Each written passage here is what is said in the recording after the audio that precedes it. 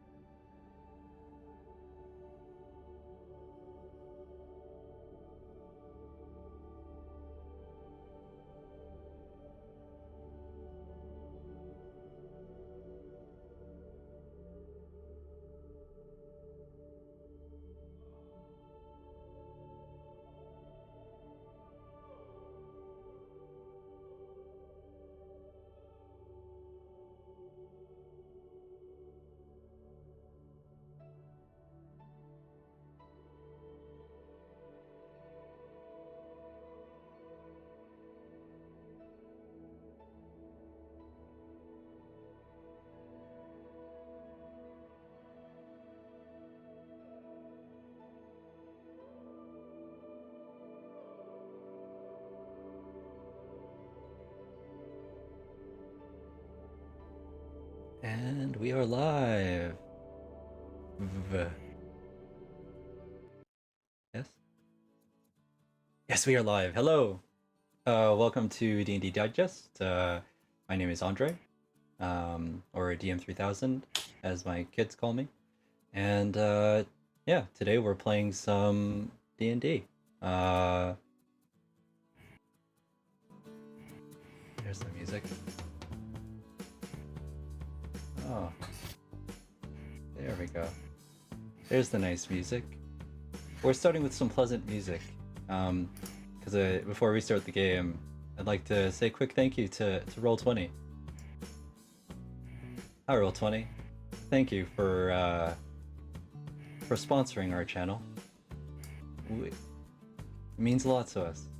So if you guys are looking to play D&D or other tabletop RPGs, consider Roll20. It's free to start. Roll20.net.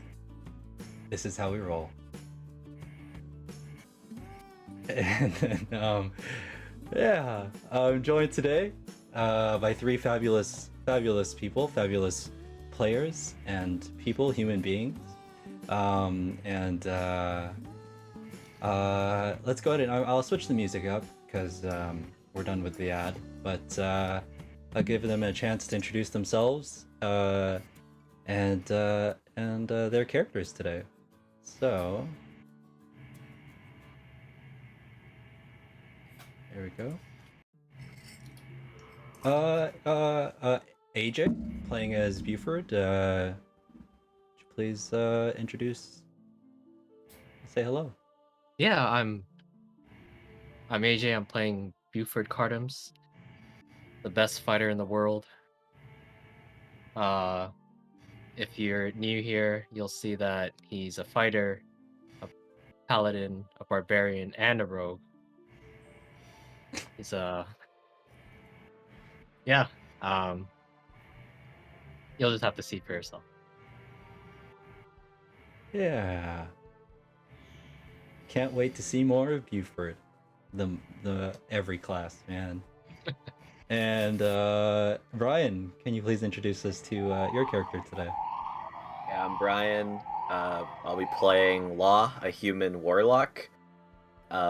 He's a bit of a sheltered knight, but with his celestial patron Ordo and his respect for an old tiefling hero, he believes firmly in upholding justice and laws.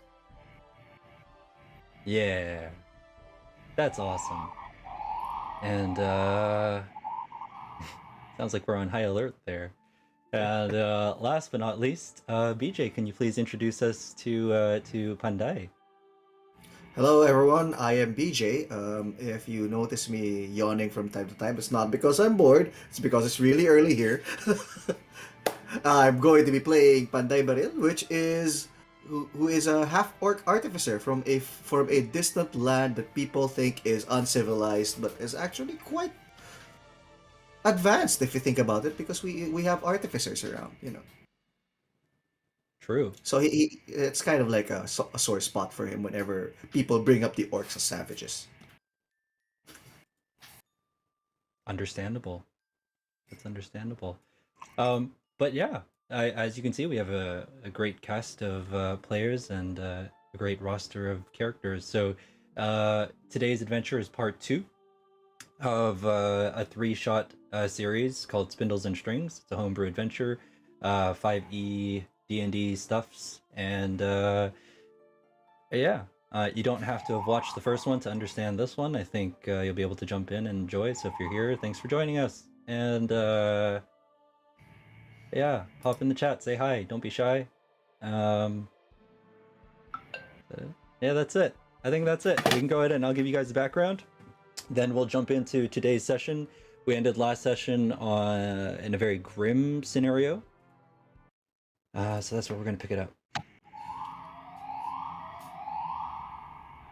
I'm gonna be like, you six-legged freaks! Crossbow.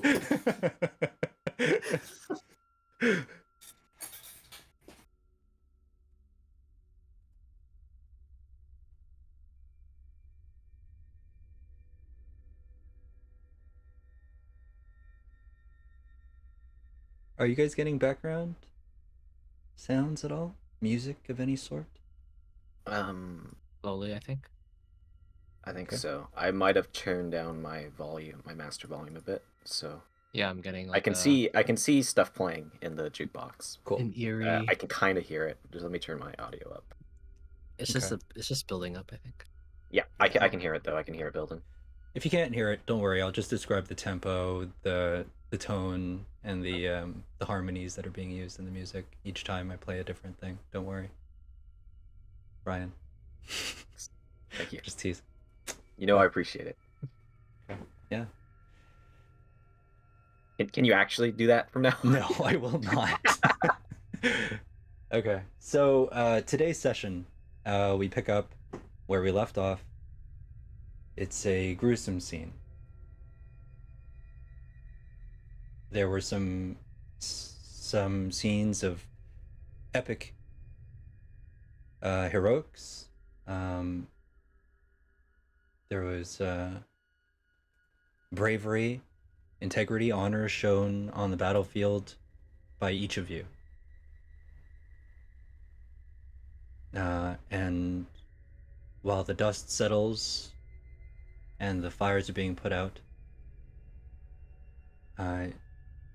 you see the devastation that surrounds you. You see chaos as people are running to get into the inner gates. Buford, at your feet, you see the corpse of this strange monstrosity that you had slain. Bandai, you see an alcoholic running back into a burning tavern for one more drink. And Ace. yeah. And but aside from that, yes, off all across the battlefield there are signs of gruesome brutality. Even you can see guards trying to help people, but they're disoriented, and some of them are in states of trauma. You see broken families. You see a child clutching one of their dead parents in their arms, and the vision you can't keep out of your mind. Law. You see the smile on his face as he looked onwards towards this chaotic scene.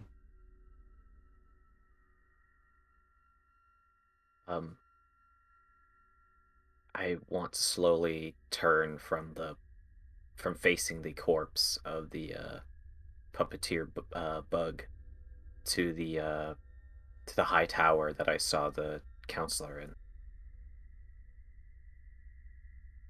Okay. So you take a... Do you say anything to the others, or do you just start pacing towards that direction? Oh, no, I'm just turning on my broom. I just turning to look up at the tower. Yeah? I just want to see if he's still there. He is. Yes. He isn't alone. You see the silhouettes of others behind him, as well as the back of somebody pressed against the glass before him.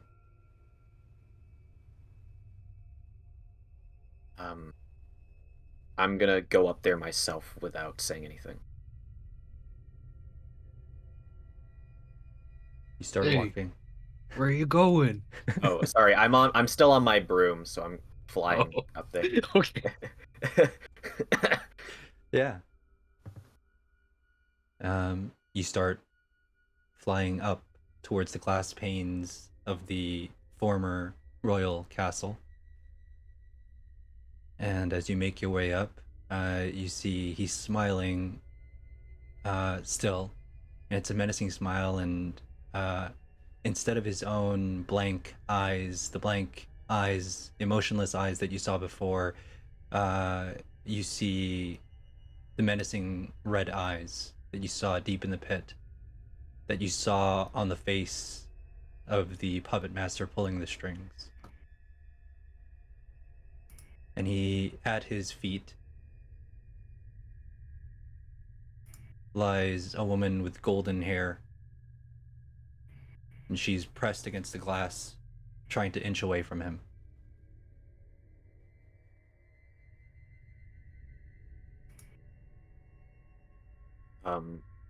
Where am I in relation to this? You're approaching. You're coming up on your broom, past the castle wall. I mean, the city wall, the inner wall.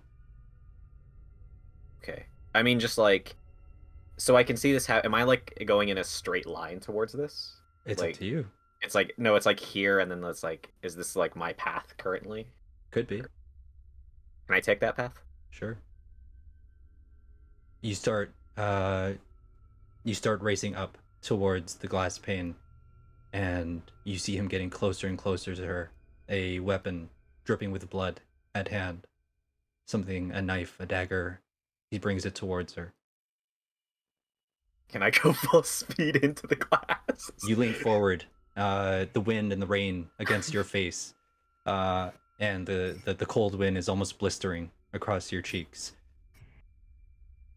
And as that's happening, I just want to see what's happening here on the ground before something potentially big happens there. I just want to see first.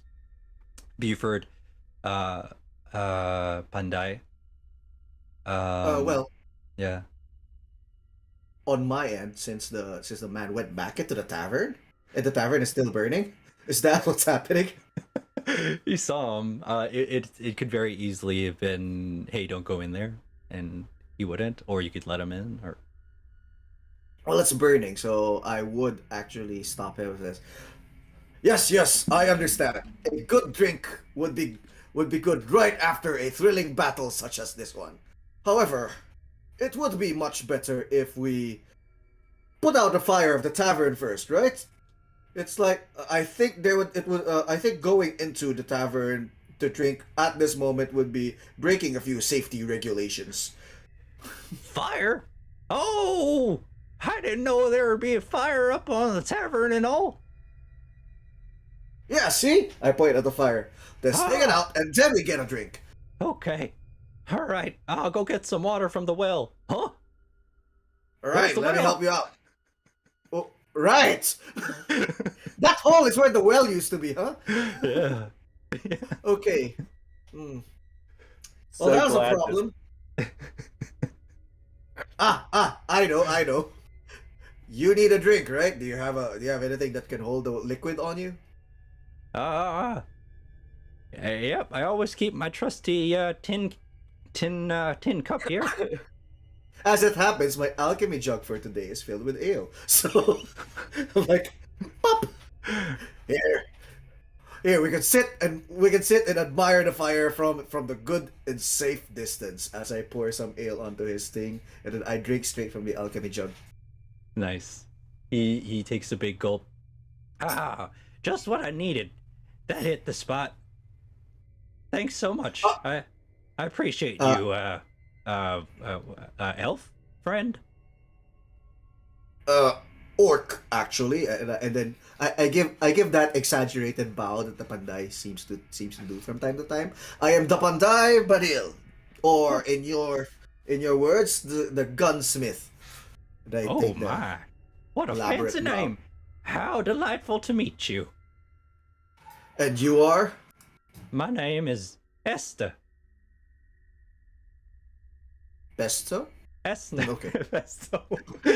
like the pasta? But Esther. okay, that's me off character. Yeah. It's Esther, like the woman's name. Esther. All right, Yeah. Esther. Oh, okay. He's a dude, right? He's a Yeah. he him. Yeah. Okay. I don't comment on that, even though the Panday has noticed that, Yeah. and he will just say, "Pleased to meet your acquaintance, Esther." Yeah, the pleasure is mine, friend. And Where's my companions? Where did I see them flying off on this broom? Uh, yeah. where's Buford? Yeah, and then looking towards Buford, you see Buford. You're standing over one of your many first kills. But this one probably takes the cake in terms of just the most terrifying of them, in appearance. Here, you see the corpse of this thing lying at your feet. What's going through your mind, or what do you say or do?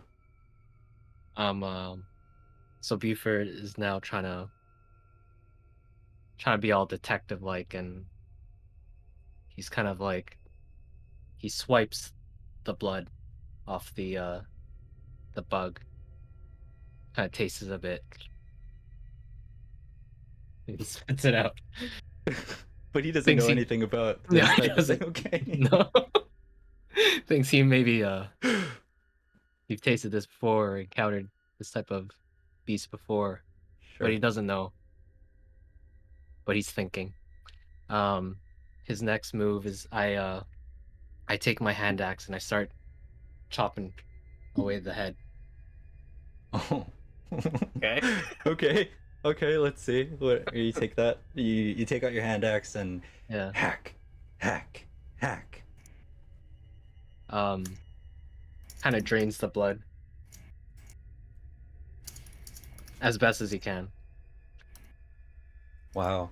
Kind of sees if he fits it on his head. Maybe head. with some adjustments made, but Yeah. there's certainly like flesh and like brains in there that you'd have to like remove. It's not an empty vessel. So he doesn't fully do it. He kind of just sees if he could. Okay. And he'll save this for later. But now your head It's is looming covered. over his- You're completely drenched in the blood of your fallen enemy there. That's fine. He kind of puts his hair up, uses the gel to. Is it really see- blood if it's coming from an insect? I think the proper term is goop. Yeah. You're right. It's well, in this case it is a blood. The other ones Oh, that, really? that- Like yeah. red and stuff? Yes. Oh crap, that's weird. The other ones that bled out had the acid blood. This one has blood. Okay. Yeah. So I kind of jump down from the 2-story to meet up with Can you roll for like a dex save or something, or acrobatics, or what do you want to do? Like, What do you like mean? that's 2 stories. That's 2d6 bludgeoning. Sure. Saving You throw could also or, just like... take it if you want it. Acrobatic sounds Yeah, nice. sure. Right? I'll just take it. I'll land. Oh. Bro, how much health do you have? This is just gonna kill him. Okay. So Your roll the healer just 2d6. Roll the 2d6. I mean, you look like you're okay right now. For what it's Kinda- worth, I wouldn't jump down 20 feet in real life. It's It's like, Okay. Yeah, that's significant. That's an 8. Yeah, so as you leap off the side of the building, it's higher maybe than you expected, or you weren't measuring, or the adrenaline of the moment, you just jumped. And there's a like a shock. It goes across you, and you feel like something's like your right leg is definitely hurting a lot. Maybe you fractured something. Hard to tell. He It's- doesn't even try to roll it off. He just lands straight on his legs. he did the superhero landing, you know? Without realizing that it's really bad for the knees. Yeah. He goes, "Ugh." And then I walk towards Pandai where and I ask, so where do we go now?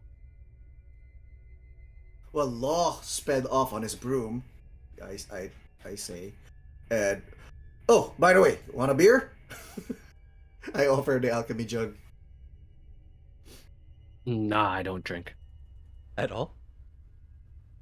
I respect that, I say.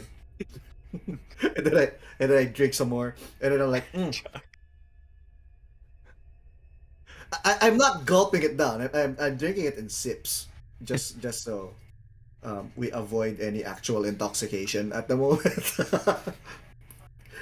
But yeah, I think off color, what I will recommend is we follow Law because he might get himself in.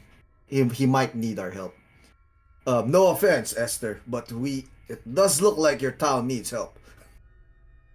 So we'll be running off if you're trying to avoid burning taverns for the moment. Wait. Can you just one last, please, for one for the road. Sure, why not? Give him like one more pour down. He cups it. I gotta Also, say... why are you covered in blood? Oh yeah, Buford is, yeah.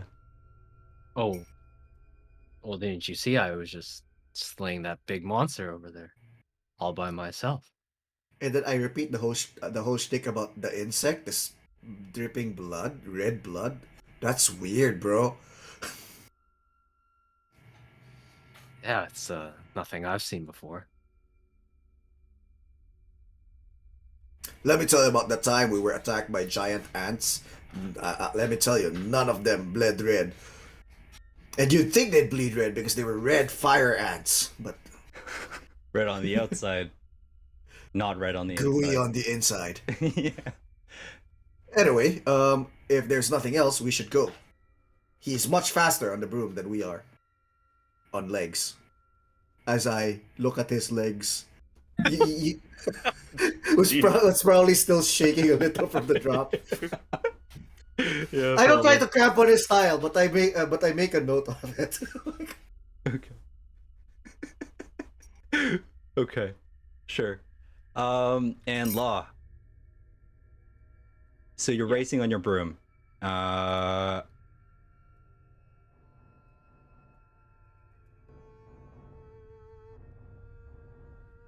You race on your broom off towards the glass pane, and as the moonlight shines on the face of the Councilman Dauphin, you see dread on the face of council members behind him, and you see just pure bliss in his smile and a sinister look in his eyes that glow red. He moves inwards, and you're going full speed here, right? Yeah. Okay. You crash through the glass, and there's an explosion of glass shards. Everybody kind of covers their faces with their hands, and as you explode into the throne room, what's your approach here? Okay. Well, assuming that I'm still able to I assume that I would kind of go skittering a bit off my broom. I want to recover, and as I recover, I want to draw my spear. And as I'm doing that, scan the room for him, because I assume that I didn't go directly into him. Okay. So let's put you on that app. On that page. And okay. So It's the bald guy, right? nope. Oh, it's not. No. So you rush in, Law, and you see Councilman Dauphin. Dauphin is this guy, standing just over Eliya, and he has a knife dripping with blood. He's raising it as if to attack her. The others have wounds themselves. Some of them are holding their wounds, and you skitter in off the broom, and as you kind of skid, he's a move and a half away. What do you want to do? A move and a half. So he's like 45 feet away then. Sure. For you, yeah. Yeah. Okay. I'll yell out in exertion and throw my spear at him. Okay. Can you give me the roll? Yeah, I assume that's just this normal one. 20. Okay. Not a crit, but 20. Okay. Nice. So you throw the spear and you see it lodge into his chest, impaling him. It goes halfway out the other side, and with it sticking out of him, he gasps. He drops his weapon, and his face in shadows. He looks back up at you, and through the shadows, even you can see the red eyes as they look back towards you, and you hear that same voice, and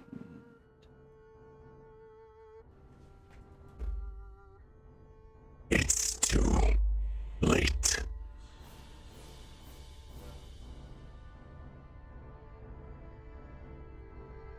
he still stands and he starts walking towards you, spear sticking out of him. He's walking as if he's not injured. Can I draw my dagger then? Okay. I'd like to scan the room now, just to get a kind of grasp of the situation. Okay. Just quickly, like, darting my eyes. I'm looking to see if anyone is, like, critically injured at this point.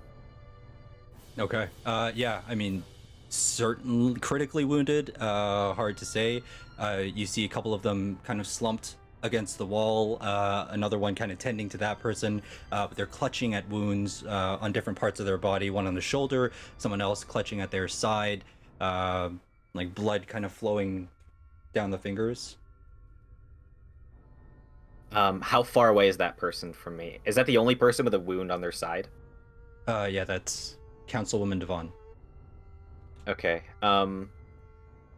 And sorry, and just to ask again, she's the only one with like a wound on like her like torso, right? Yep. Okay. Everyone else is kind of just like, oh, owie, I'm a little bit scratched. Maybe. Okay. How far is she away from me? She's 20 feet that way. Great. I'm gonna use my last healing light on her. Okay. I forgot what the roll is for this. Equals your charisma. Roll the dice. Okay, I don't. Oh, d6. Well, that's a 2, but. Okay, it's all right. It's She's the about thought to that collapse, and as the radiant light shines on her, you see. You don't see the wound seal up. She's still clutching at it, but she looks up at you, and there's a look of like confusion, but also relief. And recognizing what happens, she just says, "Thank you." "Hurry, the Chancellor," she says.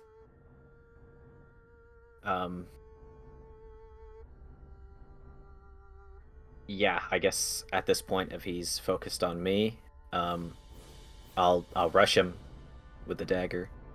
Okay. You rush him, dagger at your side. Go ahead and roll for the attack. Ooh, 9. You go in for a stab. He grabs at your wrist with one hand, and with the other arm, he reaches across, pulls out the spear, and tries to impale you with the same spear. My Okay. AC is 13. Yeah. You're going to take 15 piercing damage as he pierces into your torso. Guys, I'm gonna need you to get here real fast. I am out. We're walking leisurely. Huh? You are... I'm out. You're walking leisurely. You're The other two are walking walking leisurely. Well, maybe a brisk walk. Yeah, brisk Because he walk. just took me out. Okay, Oh, so crap. you collapse on the ground, and he stands over you, and he starts laughing, and it looks like he's about to monologue. He looks down at you. His eyes start to glow with a more intense crimson than it was before. And sorry, so we know who we're looking at. It's this guy. And he says, in the same voice as before, what's going on?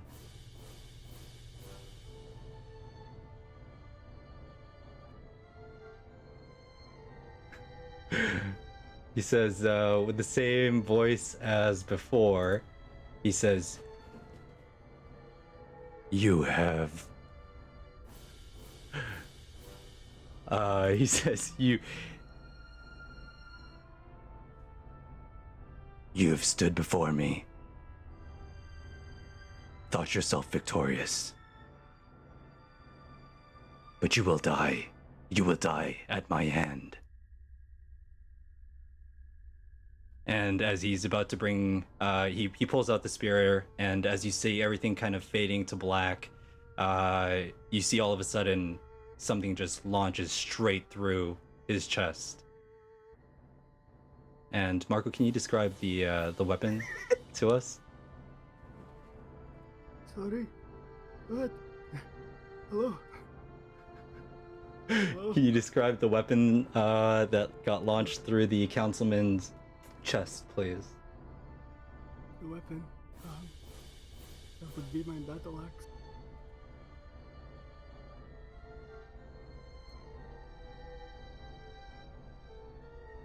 That's all.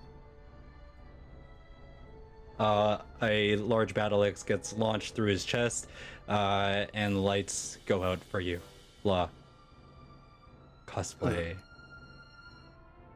Somebody says cosplay in the chat. What's up, Jameson Horton?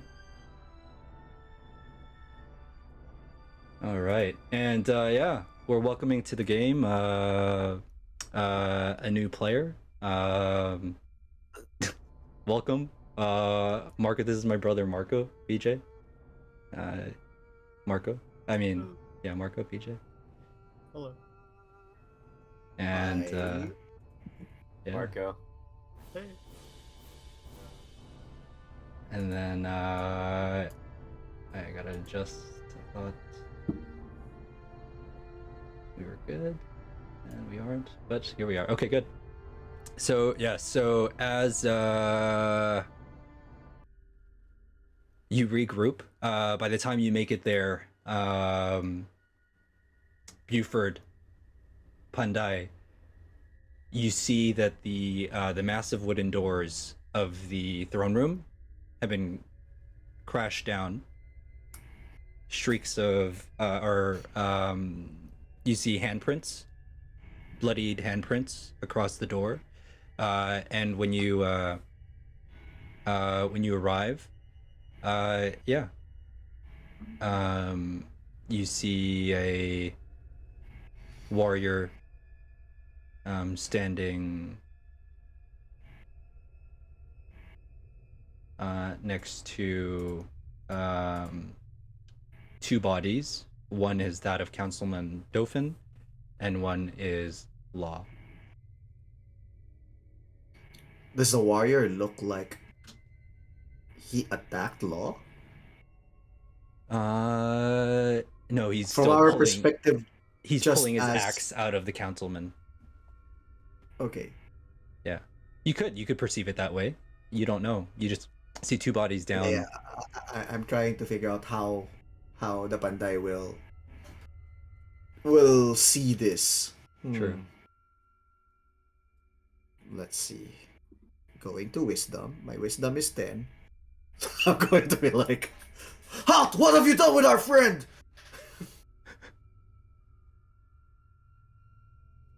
That's Pandai. Yeah, I'm the same. I see the two bodies on the floor. I see this warrior with a battle axe. I go, "What have you done?"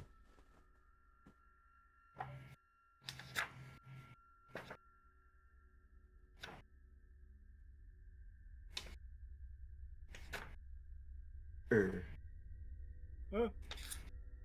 Yeah. What? Yeah, Oh he my seems out of sorts, and then Elia steps forward. She says, "Please, we have to help. We have to help. Allah." He's down. It wasn't him. It was Councilman Dauphin. She says. Oh, okay. All right, let's see. How can I help you out? I don't think I have a healing spell ready. Oh, Although I might. I do have healing in my. you need a healing spell? Oh my god. I can heal for you. Yes, please. I don't have the. I mean, I have the spell, but I'd rather not use the spell. Oh, but I might have. Go on, go on. I'm looking at my character sheet. Okay. So Buford, you approach. Well, What does it look I'm like? not just gonna. I'm just not gonna accept that what Elia said right away. I still Okay. want to know like what's going on here. Who is this guy? What happened to Law? Hello. What are you? It's fine. It's fine, Blowford. Buford. Sorry, Buford. It was Councilman Dauphin. He went mad. He was attacking all of us, and he almost got me as well. Is this related to the bugs? I don't know. He's never acted like this before. What the hell? I have moved. The Panday has moved on to examining the councilman, based on mentioning that he has never acted like this before. Um, I think the Panday's reaction would be first signs of possession, things like that. So I'm like looking at the body of the dolphin. Dolphin was his name, right? Dauphin. Dauphin. Dolphin. Yeah. Okay. So I'm inspecting his body, see if it looks human, stuff like that. I'll I mean, he's try. dead, right? There's like there was an axe on him until. The axe, the blade of the axe, and the handle of the axe went through the chest. Oof. Okay, what does his wound look like? Does he like have?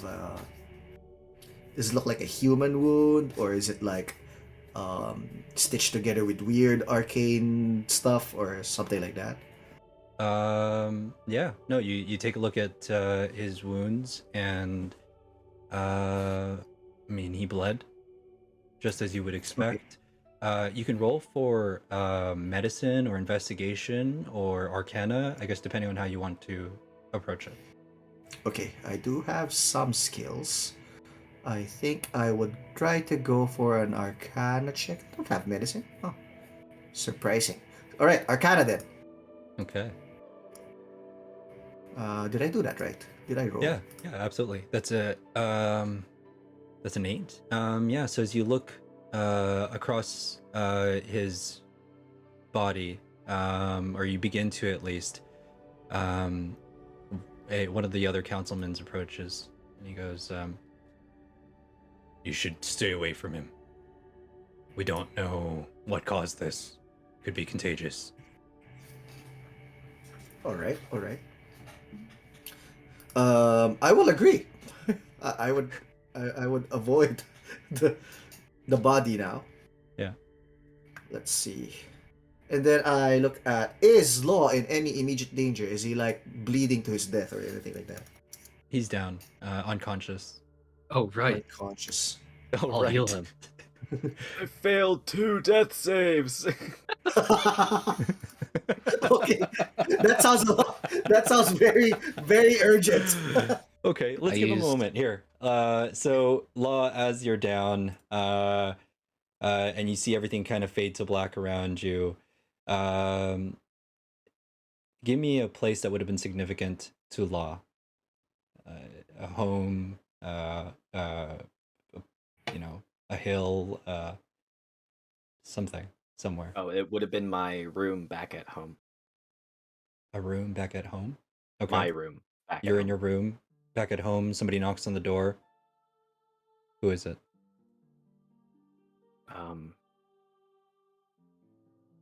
Probably be my father. Your father walks to the door.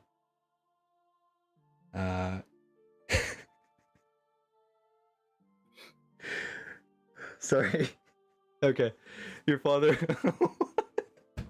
What's wrong, Daddy?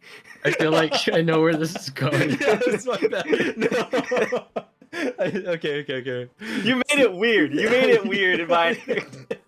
I didn't even think of that until you started like keeling over laughing. No. I had to when I thought of it. I had to. You know I did. Okay. What's wrong, stepdad?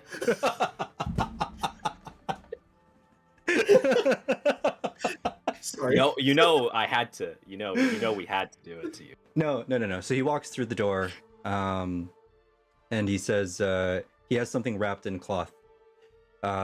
He bends down on one knee and he reaches it forward to you, and it's in the shape of like some sort of weapon, like could be a short sword, could be a dagger, knife, or something.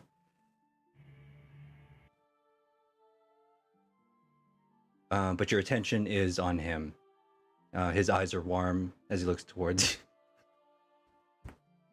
Stop making it weird. I'm trying not No to. one's making it weird. I know, no. His eyes are warm as they look towards you,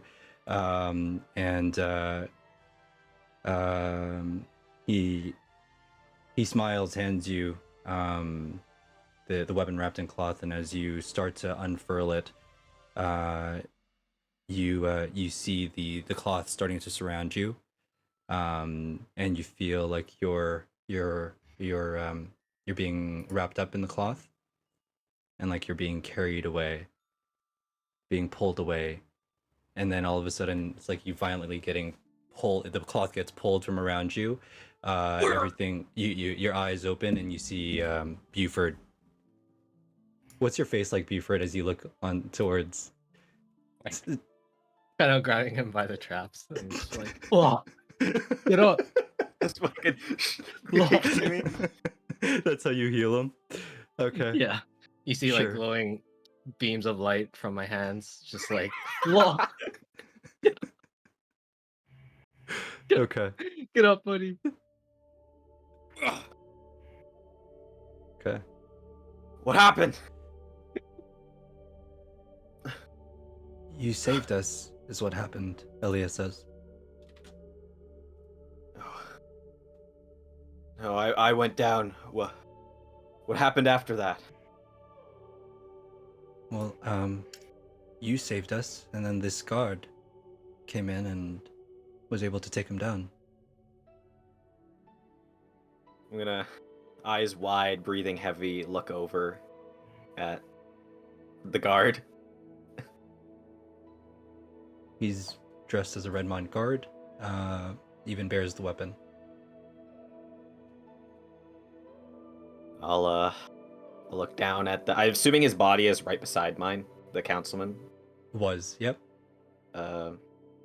Look down at it and then back to him, back to the guard. Thanks. Huh? Oh yeah, you're welcome. What's your name? Law. Huh. My name is Xer'hus. Good to meet you. Huh? What? I'll Oh, look, kind of scan the room again before turning back to Eliya. What happened here before I got here? Why was he attacking you? The guards were trying to lead us out of the throne room and out into beneath the castle for shelter. And before we could make it to the doors, the doors came crashing down, Dolphin was there, and he just started taking us out. Or trying to, one by one. If you hadn't come when you did, I wouldn't be here.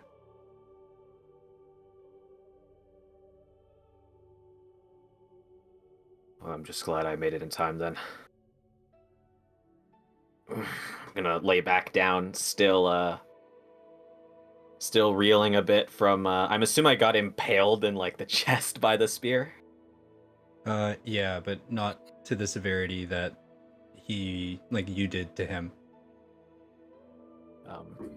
I'll still act my health, which is 1 currently. I'll just lay down and reel from it, just to kind of relax my shoulder now that it's over. Okay.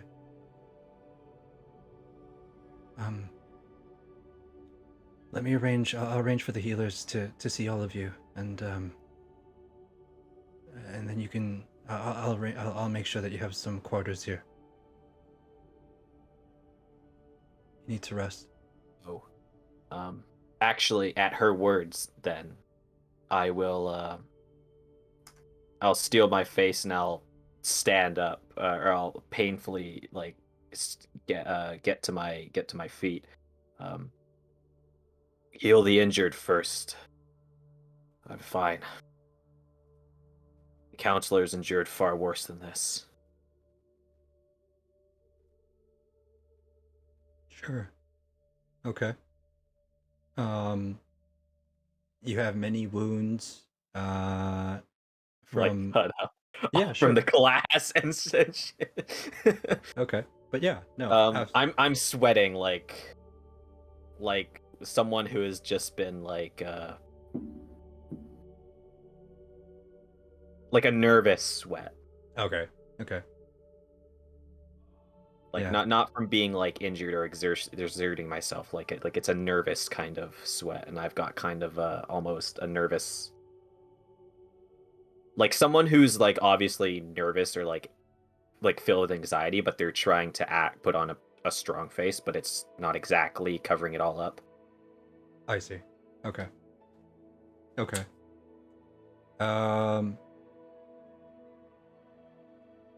I'll give you guys a moment as you see your eyes connect and you see one another. What would you even? I mean, so this is the first moment that you've had. Marco.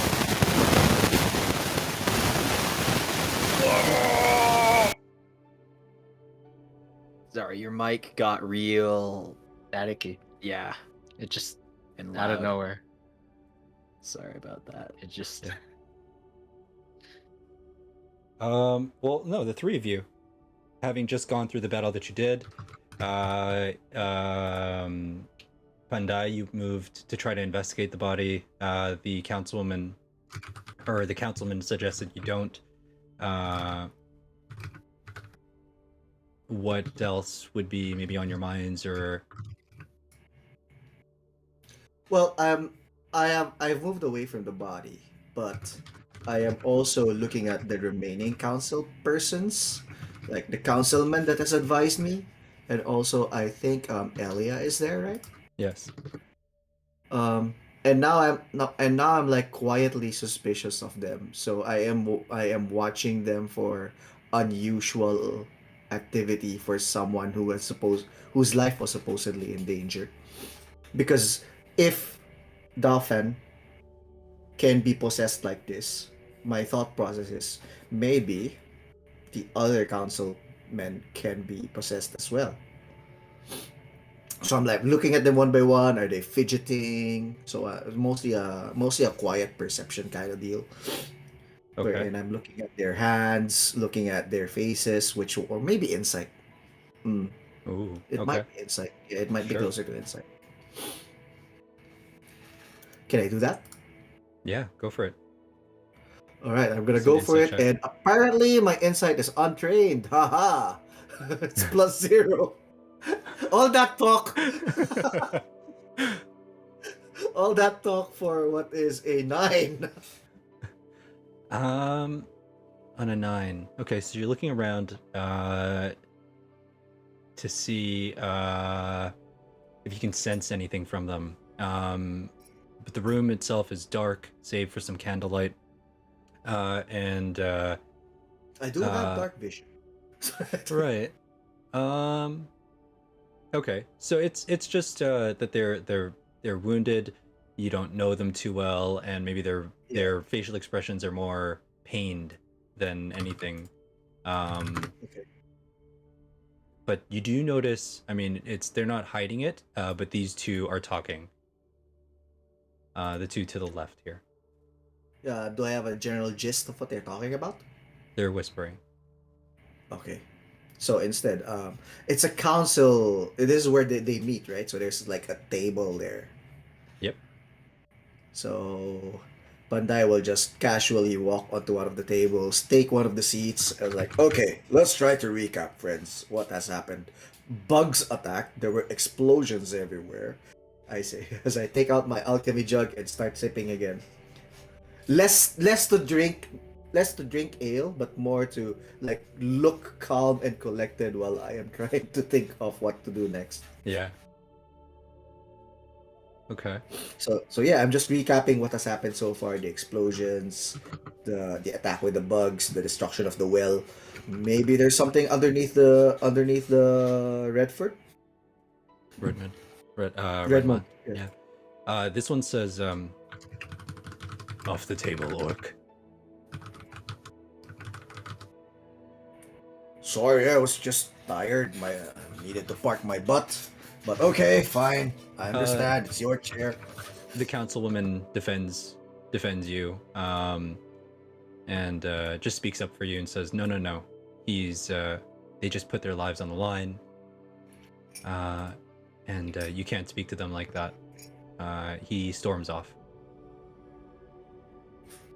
And as he's storming off, you hear him say, this throne room used to mean something.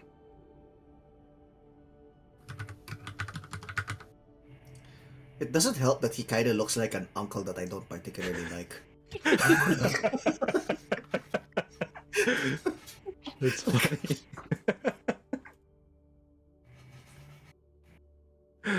Okay. But yeah. This guy is down, and Eliya just says, you should all get some rest. There's much to look into, but we can't do anything with those wounds and your current state. I can. Oh, you're muted. Yeah, I think I'm in agreement. Is what I'm saying. Okay. Unless anyone else has something in mind.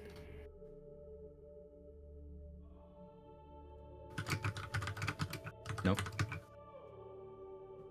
No protest from the others? Okay. You see a couple of guards come up, and they escort you out, leading you to two rooms. Pandai and Law, they kind of corral you into one, respectfully, but yeah, they kind of guide you into one. Law Ares and Buford, they put you in another room. Looks like we're roommates, Law. Buford, right? Yeah. Aren't you just a guard? Yeah. Yes. A guard is a noble profession. You hear Thank through the you. thin walls. Eh, What? I think you should get your knee checked out. It looks pretty fucked. Oh yeah, it was the bugs. Oh. Only the bugs. Oh. You should have been there. We could have used your help. But I guess you had to be here in order to save Law. Anyway. I'll tell you something about Law. When I was a little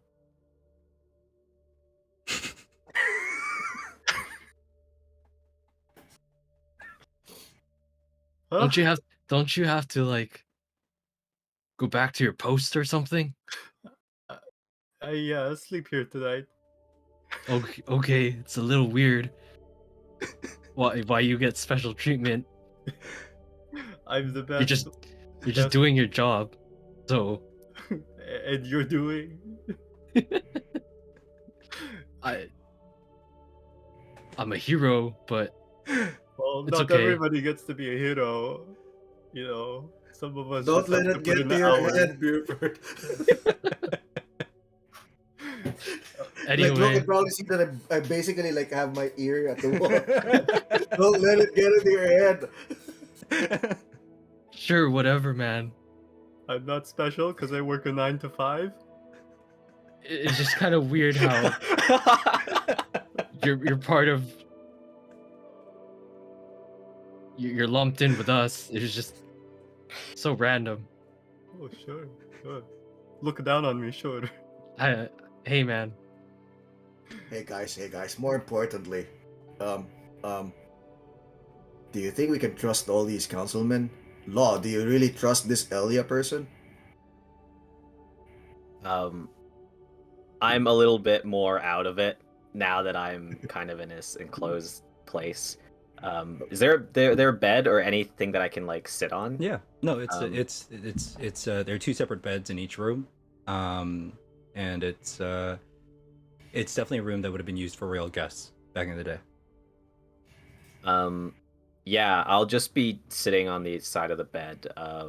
My arms kind of on my legs, hunched over, just breathing heavily and slowly. Cool. Eh. The atmosphere around me is just kind of drowned out. It's like muffled, like it's coming from another room. Do you need help with those wounds? No, I'll be fine. Are you sure? Because I can concoct a tincture of some sort. I'll be fine. I'm taking out some of my gunpowder and I'm already like mixing it with some kind of liquid. Tick. Are you sure?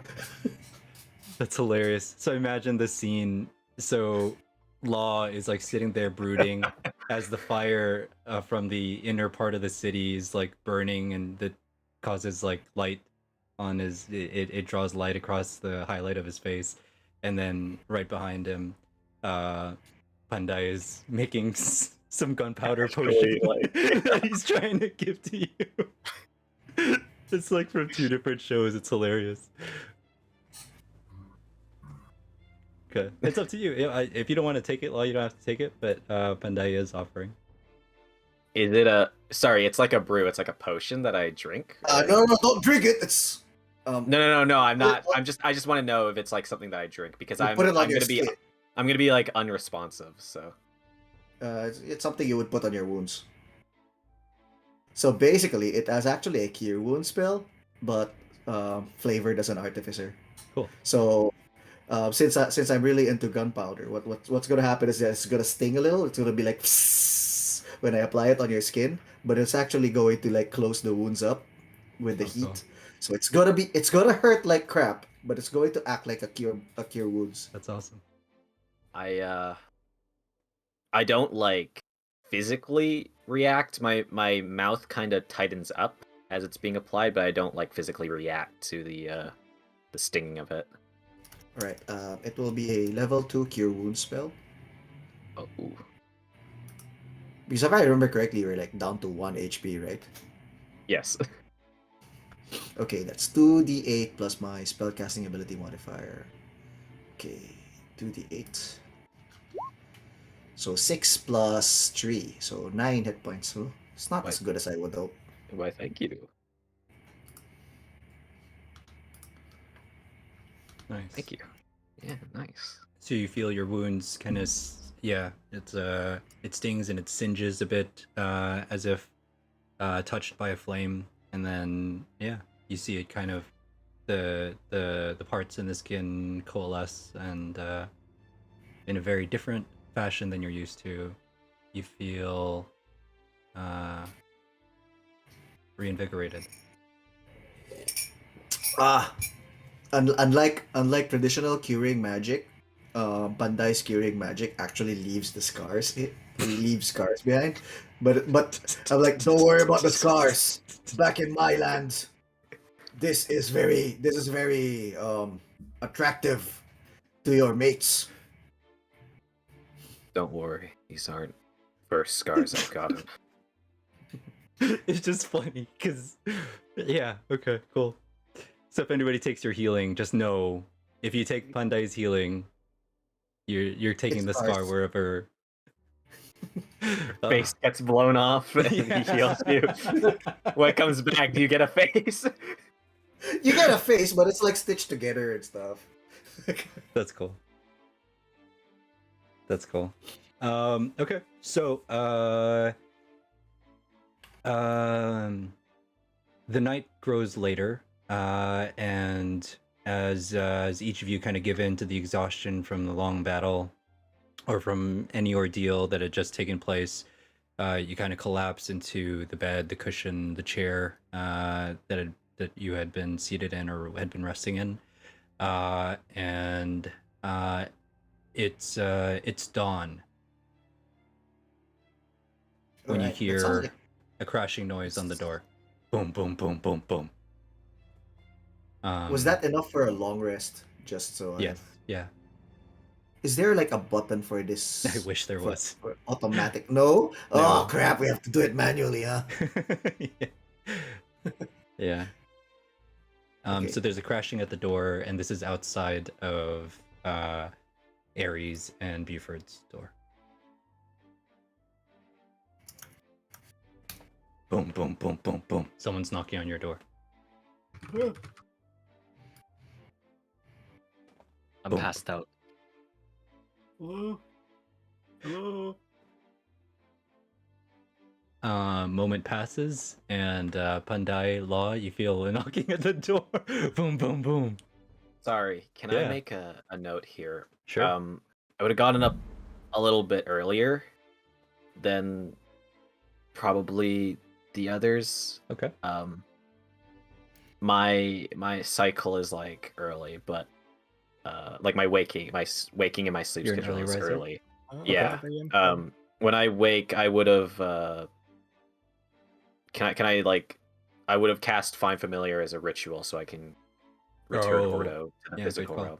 Okay, sure. And just as Ordo returns to you, you hear the knocking on your door.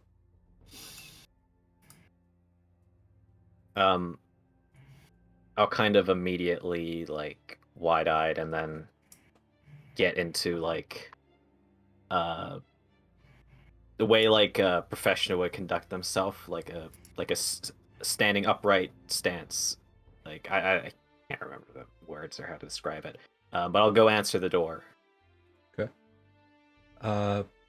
Pandai, would you have woken up to the sound of knocking a knocking on your door? Yes, I would. Okay. So I was like, I would- go on. Sorry. Oh yeah, no. There's a knocking on the door, and as you take the handle, you turn it, and you I'm wearing whatever night dress was provided in the guest room, so it's like all of my charisma 16 is visible because it's like open button and like yeah. And yeah, you see a familiar face. You see the Artificer General. It is Sayer, and she says, "Oh, there you are. I need you. Where are the others that were with you?" The Oh, room next to is- us. Yeah, Just give what it he to her said. straight. Okay, can you what can he you said. can you collect them? I'm slightly sweaty because I like to sleep in the heat.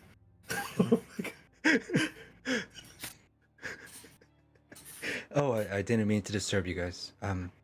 Could you please just wake the others and have them meet me in my workshop? She's not even looking in the eyes. She's like deep in thought. and she looks like she hasn't slept. Of course. Okay. I'm not hitting on her or anything. I just have charisma 16. Sure. Yeah, well, sure. I have charisma 18s. Did you know my Yeah, he's charisma? even. Hey, baby. I've got a charisma of 18. It's the best way to describe my orcish abs. That means I don't have to have a pickup line. Yeah. This just works.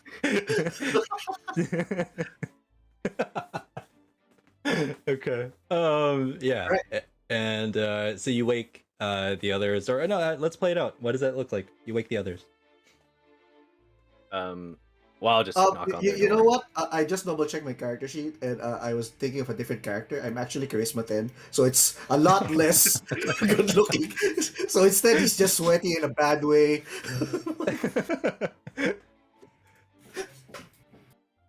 Completely forgot this is an artificer. Right, right. Sure. I'll go wake up the others. Okay. You walk into their unlocked room, and you see Buford wrapped in Ares' arms. They're wrapped in each other, or Yeah, but like they're dressed. It just looks like they fell asleep that way, or found themselves that way in the night. I don't know. I'll kind of shake them awake. Just, Oh, just what the fuck? Hey, I'm sleeping over here. we're needed. The Artificer General wants to see us.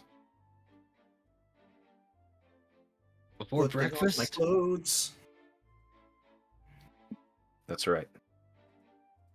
Get dressed, get ready. It's... Just give me a few minutes and then I'll get up. Okay. I can't stand right now for.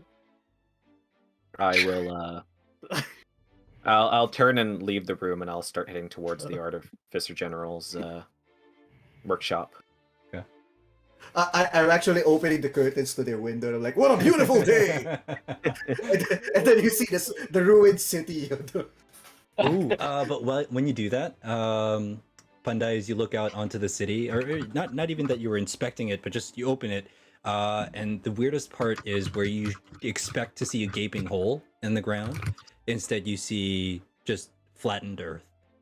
It's not as if it's been repaired, like the stone is not there. It's just like flattened earth. But the well is gone, right? Yeah, it's not like it got fixed. It's just Yeah. That's funny. Yeah, no, the well is not there. Okay. It's filled. So I note that, but I'm like, oh, what a beautiful day! Maybe we could get some breakfast while on the way to the artificer's office, lab. What do you call it? Workshop. Workshop. There you go. Okay. Anyway, I'll prepare as well. Ares, they're all getting up to head out. And So we're all going to breakfast? Are we getting breakfast? Buford, it's just you and Pandai there. I say, well, no, you're going to your post. Well, we. I'm off today. I'm off. My whole day is free. You're pushing him to be an NPC. you're gonna be an NPC. You're gonna like it. I'm free. I saved up vacation days. That's even better. If you guys need a hand, Look, I only get 15 of these a year. you know you're special. I'm using my vacation days on you. I love Oh, him. okay, come along then. He's so sweet. Oh, nice. You're apparently needed. Thank you. Sorry, Andre. Sure. Or DM 3000. you mind if I do a little bit on the way to the Sure, go for it. artificer? Yeah. So Ordo's gonna kind of fly out from behind my shoulder and give me a concerned look.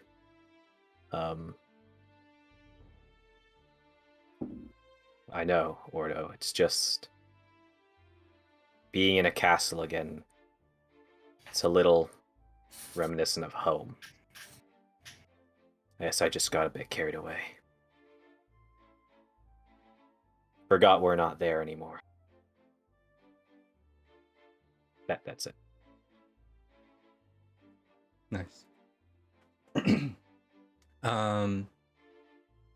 You're first to make it into the workshop, but soon after you see the other three follow in. As you make it into the workshop, you see that Sayer is working on a couple of things, and they look strange, to say the least. The moment that she hears the door open, and she looks towards you, she says, I don't want you to panic. Okay? Promise me you won't panic. Okay, good. Thank you. And then as you move in, you see that large table where you saw the open carcass of the bug. Mm-hmm. The bug is there, but it's moving. So it's large. So it's the size of a it's like 4 feet long, the bug itself, and then it's thick too. It's about 2 feet in girth. and then Nice choice of words. Girth. That's a girthy Not bug. the first time I've seen 2 feet's worth of girth. oh, this session is running away from me. Okay. Is that your great bug, or you're just happy to see me? But it's attached. It has like a mechanical, like a machine attached to it, and it's it looks like if you had taken an engine out of a car, but it's like running. It's like and it's attached to the bug, to the back of the bug. The bug kind of like moves and kind of skitters on the table, but it's immobile. Aside from that, it's not going anywhere. The machine's massive. And then she turns, and then she returns to the corner of the room where she's working on what looks like a diver's suit. And then you're as you make it into the room, Eliya closely follows afterwards with a couple of guards as well. And she says, we have a plan.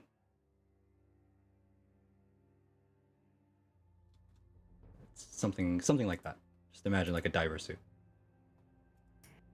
We're all in here right now. Yeah. Okay.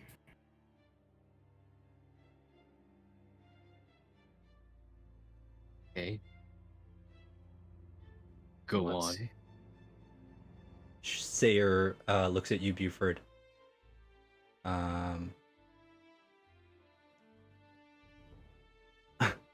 Okay. Anyway, she looks at you and she says, What? I know it's a lot to ask, but so far, you've shown that you can stand up against these things. I went out to the tree line to get some samples yesterday, and I need to fix this problem. This is my fault, and I just need to make it right. I can't do it on my own, though, and you've proven yourselves capable. I know it's a lot to ask, but when I went out to collect samples at the edge of the tree line, I noticed that it was moving, and it was getting closer.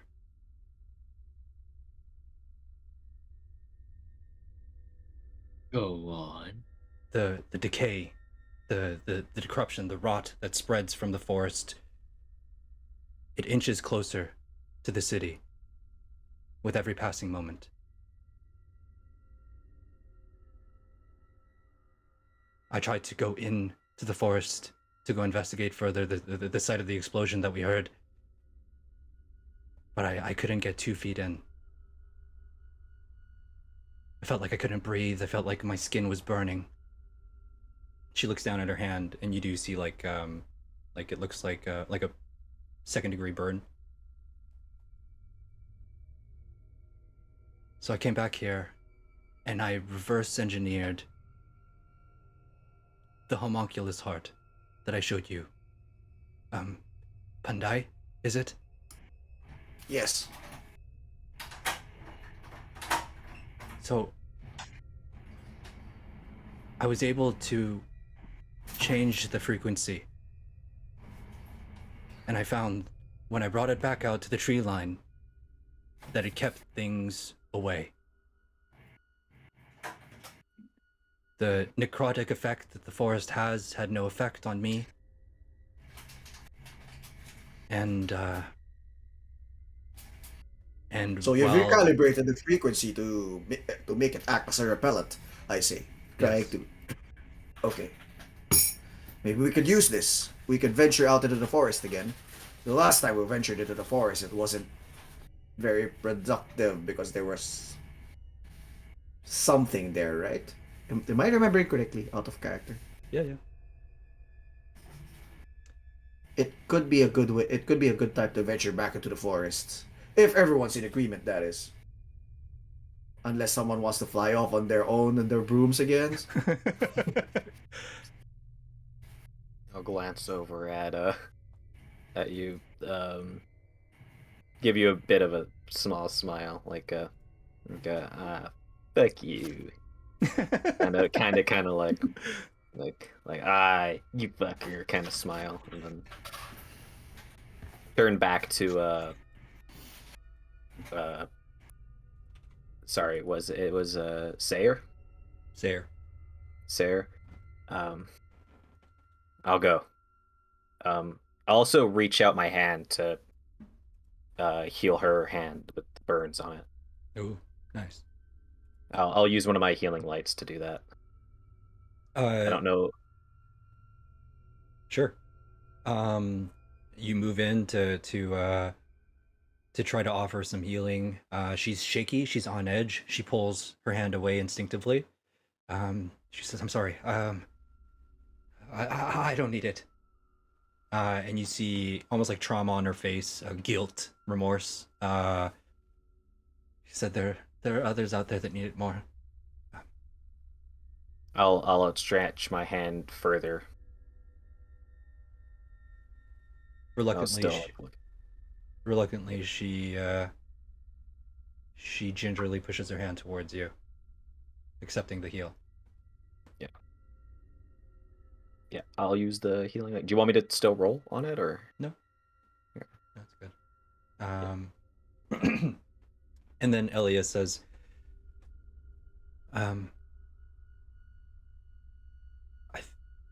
more than anything, I fear for the city, and I feel for, I fear for the safety of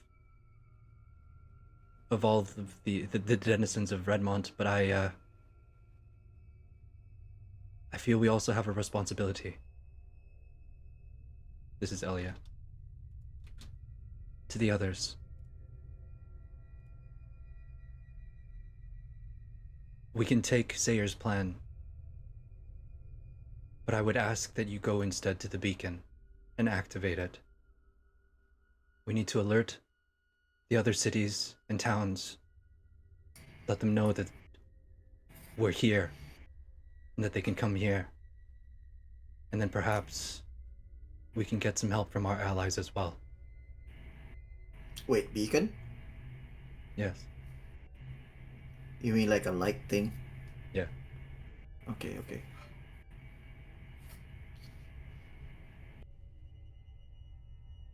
So essentially they're saying for you to go out into the forest using this monster bug contraption thing to keep them repelled away from you. and to go to the beacon to activate it to let the other kingdoms know, but also to hopefully call for help.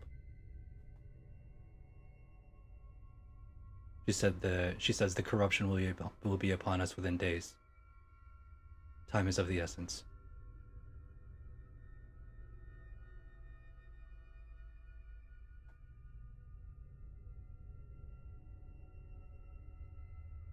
Do any of you have questions, concerns? How far away is the beacon? Normally, a half a day's journey. If you are having to move this thing on a cart, I assume it'd take longer. Oh, so the beacon is like in the. It's been. You have to go through the forest to get to the beacon. Yeah. I assume I can't bypass the forest on my broom. Yeah.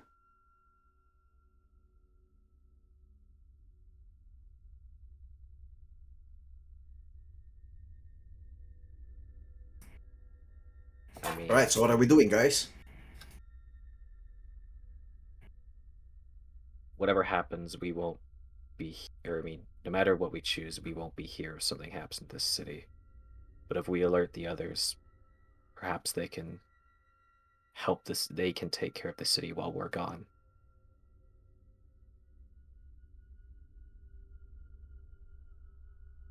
And Sounds like it's the beacon then. Right? Eliya says to you, Eliya says to Ares, says, I know you have station here, I'm sure. But if not for you, Law wouldn't be here with us, and maybe the rest of the council members and myself wouldn't be here. So I would ask if you would accept to go with them, and hopefully save us all and save the other kingdoms as well. How long is the trip gonna be?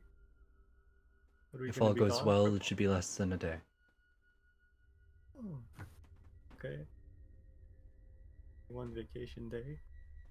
Sorry? Huh? Huh? It's only one vacation day. Oh. Or is this a work trip?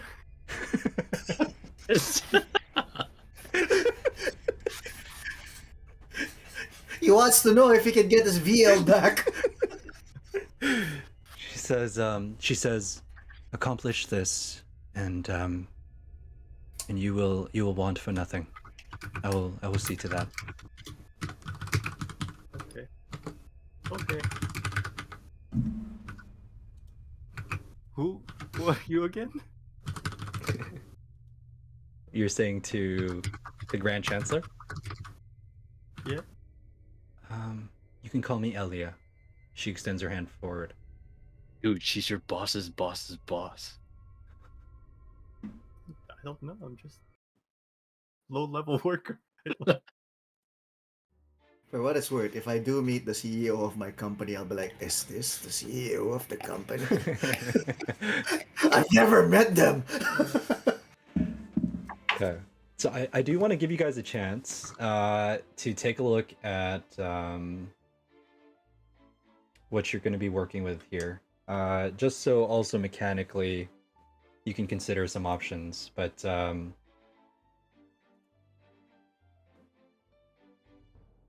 based on what Sayer has described, moving into the Blighted Forest, you will not be safe outside of the frequency, the radius of the frequency that the bug monstrosity gives off. You have the cart that you'll have to pull. Animals will not go in to the forest. Sayer tried to bring a horse to go out. It would not go anywhere near the forest. Wait, So so you'll how are we pulling the cart then? It takes two to pull it at regular speed. One would be able to pull this at half speed. Gosh. That's a bit of a problem. Okay. So we can do this. Let's take a quick bio break. Give you guys a chance to think things through, and then we'll come back and pick it up from there. We'll see you all. And let's call it 10 minutes. That puts us right at the hour, top of the hour. We'll see you guys in a little bit. Thanks for watching. And don't go anywhere. There's more spindles and strings coming.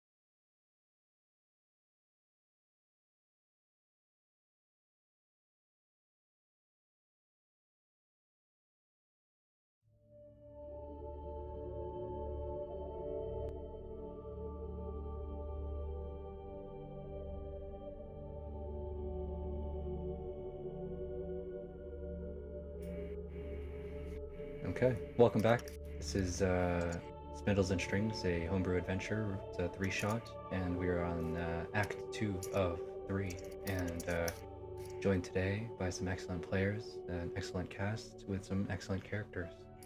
So enjoy the soothing sounds of us playing D&D. Yeah, if you're interested in Strixhaven, I didn't put it in the description or anything, but we have a giveaway code if you'd like a copy of Strixhaven in Roll20. It's yours. And Brian, what are the mechanics for this giveaway? Make sure you like and subscribe, and if you want that code, make sure you say me, give me that code in chat right now. That's it? Those are the mechanics? Okay. Those are mechanics. I don't know. What if we have more than one person that says We have that? more than one person. Fight. Find each other in real life and fight, and then send me Choose a a video. location. Choose a location, set it up, videotape it, send it to me. I want to see who wins. No, we are not condoning real life violence. Only Meet each other on the Rift in Roll20 in Strixhaven, but you have to get the code from us first. So, like, comment, subscribe, and yeah, as Brian said, if you stick around until the end, holding you hostage. Stick around till the end. And Jameson Horton, if you're still there, it could very easily be yours. Tomb of Annihilation. Come play some Strixhaven. No, I actually love Tomb too. But yeah, let's jump back into it, and we'll see you guys at the end. And if you're still around and you've liked, commented, and subscribed, randomly we'll be choosing from whoever's here to be the recipient of one copy of Strixhaven in Roll20. That'll be yours. That code will be yours. Yeah, terms and conditions may apply. Okay, so Eliya and Sayer have expressed their plans to you. You have the Grand Chancellor offering this to you. And so with that come the resources available to her. Would you ask of anything to aid in this quest?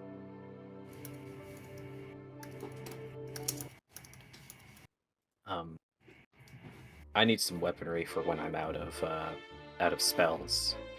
So I just like access perhaps to the armory or Sure. Yep. What sort of item? A spear.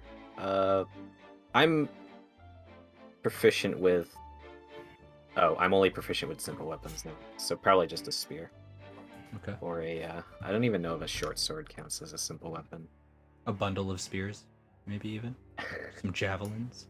Like 5 spears tied together with rope. You just throw the whole mess. Okay.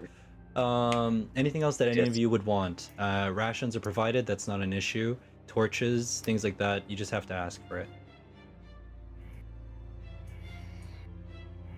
I want this artificer to make me this helmet out of this bug skull that I... Everybody kind of pulls back and retracts as you pull it out. What is that?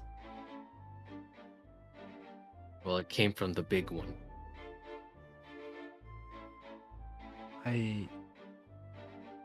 Yeah, that big one was a bit peculiar. It was bleeding like a mammal.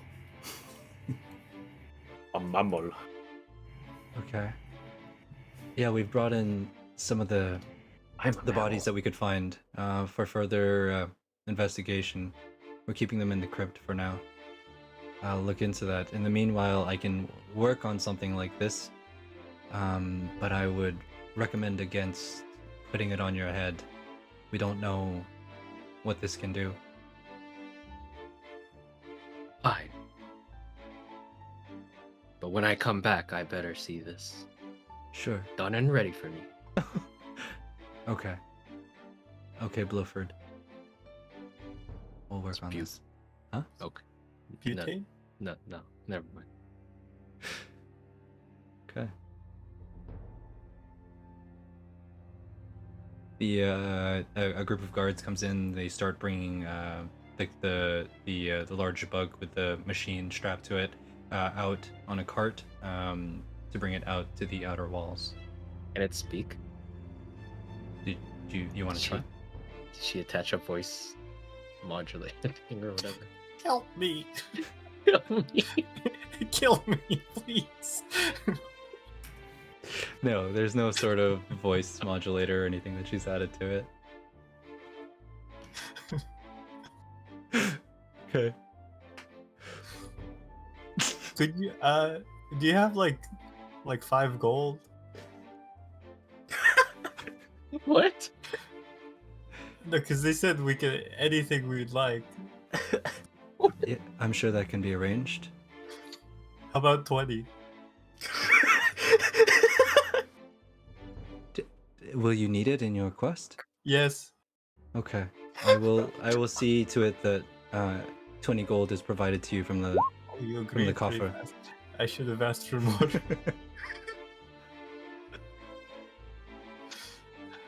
It says Call of Cthulhu. Really? It says Yeah, when you click on it, I think. Okay.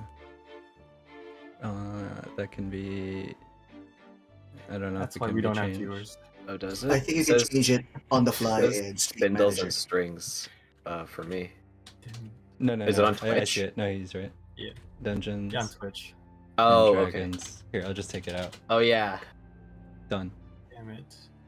We could have had so many following. Oh yeah, and the Okay.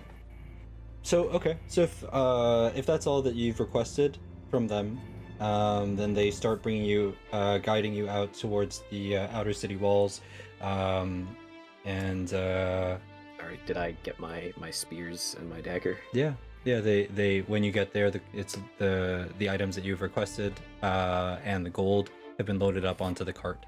I would like 3 spears. Okay. A couple of the guards just grab it from the wall, like they have a small armory by the wall, and they bring it over. Nice. I want that guy's helmet. Just give it to him, please. I don't know what's going on. Just But oh, by the way, friends, it's a new day, so I can change my infusions. I Ooh. can make someone's armor magical, or make someone's weapon returning, if you're into that. Ooh. Oh? Yeah, I'll put both of them in the chat so you can see what it does. So the nice thing about returning is that basically, as long as it's a thrown weapon, it becomes a +1 weapon and it returns. So It's pretty cool. don't throw a not thrown weapon. I'll take that. I'll take that returning weapon. Since we're talking about spears, yeah, you might be interested in that. Sure. So I will basically just spend time etching sigils into which weapon do you want me to enchant this way? Just I'll give you one of the spears. I'll put the other 2 on the rack now that I don't need them. All right. So I can do that. And then does someone want a +1 armor? Because otherwise I'll just put it on myself.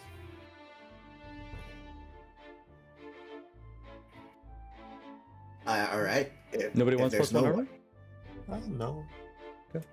I don't need it. It's not like I took like 6 hits in the last 2 battles combined. Okay, so returning weapon, and then you know what? I think instead of enhancing my own armor, I'm already at 18. I'm pretty happy with that. So I'm instead using my infusion to refill my alchemy jug. So I'm putting stuff on my alchemy jug again.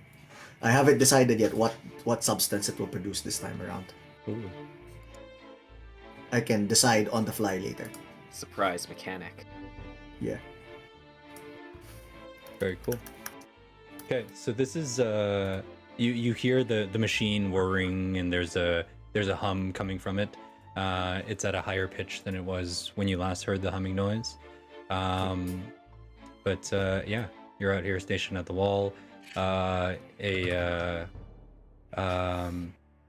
As you're passing through the gate, there's an old woman. She has a robe. The hood is pulled up. You can see a wart on her nose, and it's hairy. And as you're passing by, she looks at you. Or when Ares passes by her, she starts yelling hysterically.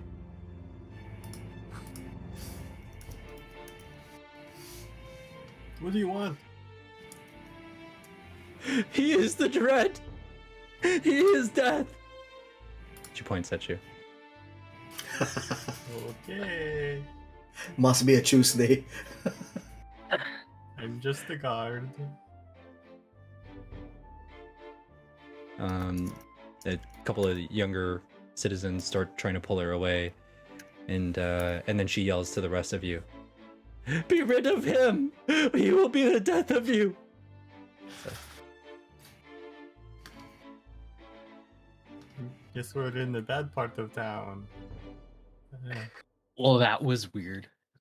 Okay, so how about this? How about I'll lug the cart. Okay. do you trust Buford to pull the cart? If he can move it. Are you strong? Am I strong? Does it move? Yeah, Oh. it's going at half speed.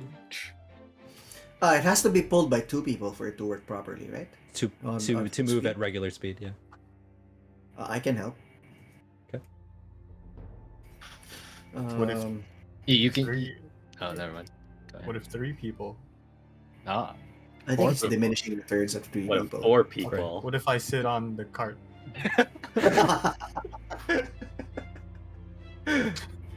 Yeah, if you sit on the cart, you're still 2 people can still move you. At 4 people, it would be not possible. I mean, at 2 people on the cart, it would not be possible. It would move down to half speed. Alright, I'll take the first shift on the cart. Yeah, we can take turns. Like first shift as in you're gonna ride on the cart? Yeah. I was thinking about pulling the cart, but okay. Taking Oh. shift. We can also take shift sitting on the cart, I guess.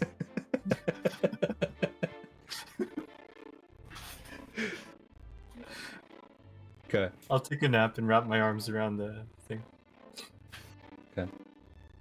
So what we know is that when we get out of the safety zone, the forest hurts us, right? Physically, Mm-hmm. similar to Sayer. Mm-hmm. I wonder how How? hard it will hit. yeah, and how fast? Yeah. Because it's just like instant. You know what? We should have asked them for like a rabbit, so just so we can like throw the rabbit out and see what happens. Jesus. There was the old lady.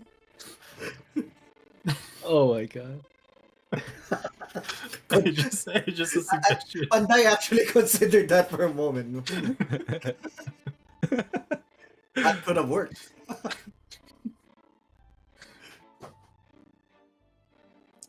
Okay. So yeah, I mean, it's up to you guys. If you want to test it out first, or if you want to start moving in, that's up to you. Looking onwards towards the forest, this is what you see. I believe you've seen this before. I think so. The trees are decaying, as if the life force is being sucked from them, and yeah, they're withering down. And what's that smile? The trees are warped, decayed, and as is the grass and the earth floor. The ground itself is dry. The soil has been sucked of its moisture as well.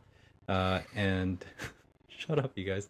And then yeah, and there's a dark aura emanating from not just the forest itself, but kind of that whole area, as if it's a wave moving inwards. There's also fog. What forest is this? Silverwood forest. Oh.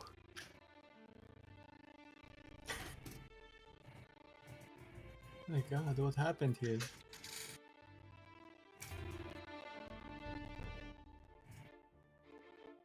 I wonder.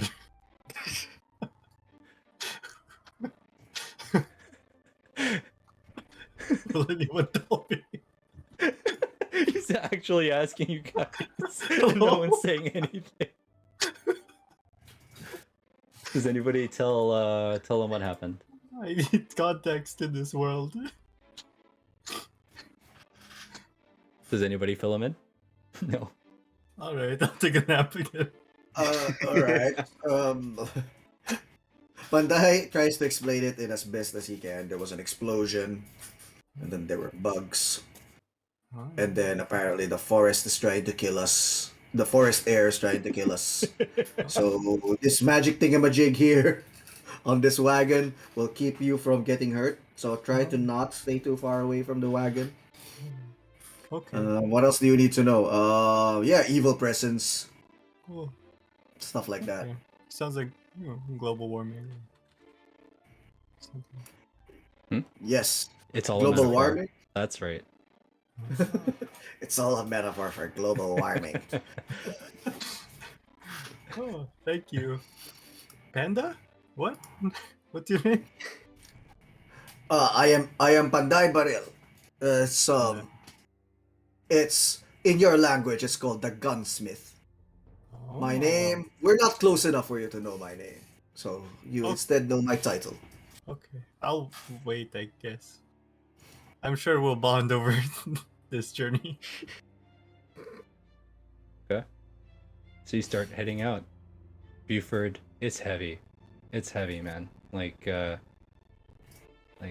it's a decent weight to pull. Yeah. And Bandai, I'm helping out. yep. Yeah, you know that without one another, without the aid of the other pulling with you, this would be definitely a difficult task. The wheels, the wooden wheels of the cart, hit stone and stuff along the way, and as you get closer and closer towards the tree line, there's a deafening silence that fills the air. You notice there's no sign of life in the forest. You don't hear the sound of birds, the sound of anything. All you can hear, yeah.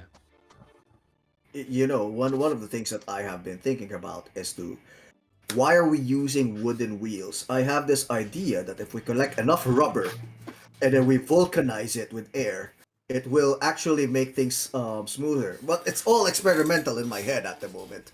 It's one of the inventions that I want to try in the future. That sounds like a solid invention that could make you a Sounds like black magic. Kill him!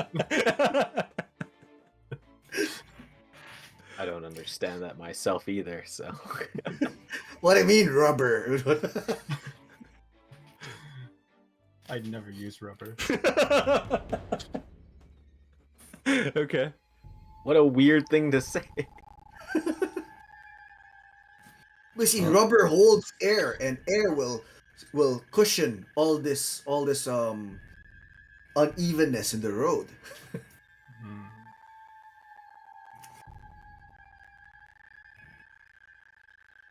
So yeah, I suppose all my talking about inventions and science is basically like making us fail any stealth checks we're trying to make. But then again, we're also pulling a wagon, so I don't think stealth is a thing we're doing. So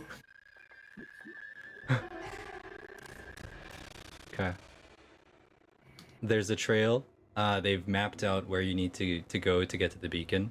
On a map, it does look like a half day's journey. It's about halfway northwest up to Somar, a nearby town up at the edge of the peninsula. As you head up through the forest towards that direction, yeah, the earth is almost easier to traverse as it's dried out and you pick up hints of it here and there, just pieces of soil on the wheels as you kind of move forward, and sound is doing weird things on my end. Is it coming through clear on your guys' end? Yeah. The sound? Music? Okay. Yeah. Yeah. Okay. All right. Well, yeah. So as you inch through the forest here, surrounded by the decay and the scene, or the dying trees, you actually, can you guys give me your passive perception scores? 10. 14. 14.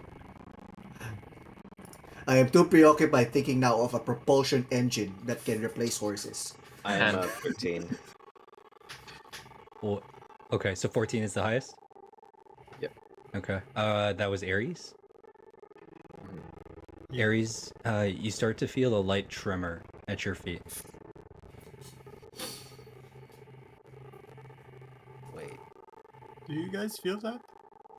does Ordo count as having a passive? Oh, he has the same as me.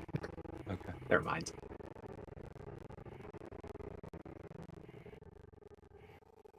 Do you guys feel that? Feel what? Hmm. The ground, it's shaking. No, it's just the wagon you're sitting on, my friend. It's an Oh. uneven road. That's why I was thinking of rubber tires. I'll I don't like stop it. walking for a moment to see if it really is trembling, though. Okay, go ahead and roll for perception. But if you stop walking, we're still pulling the cart. Yeah, but you're not moving it that fast, right? Okay, fine. Yeah.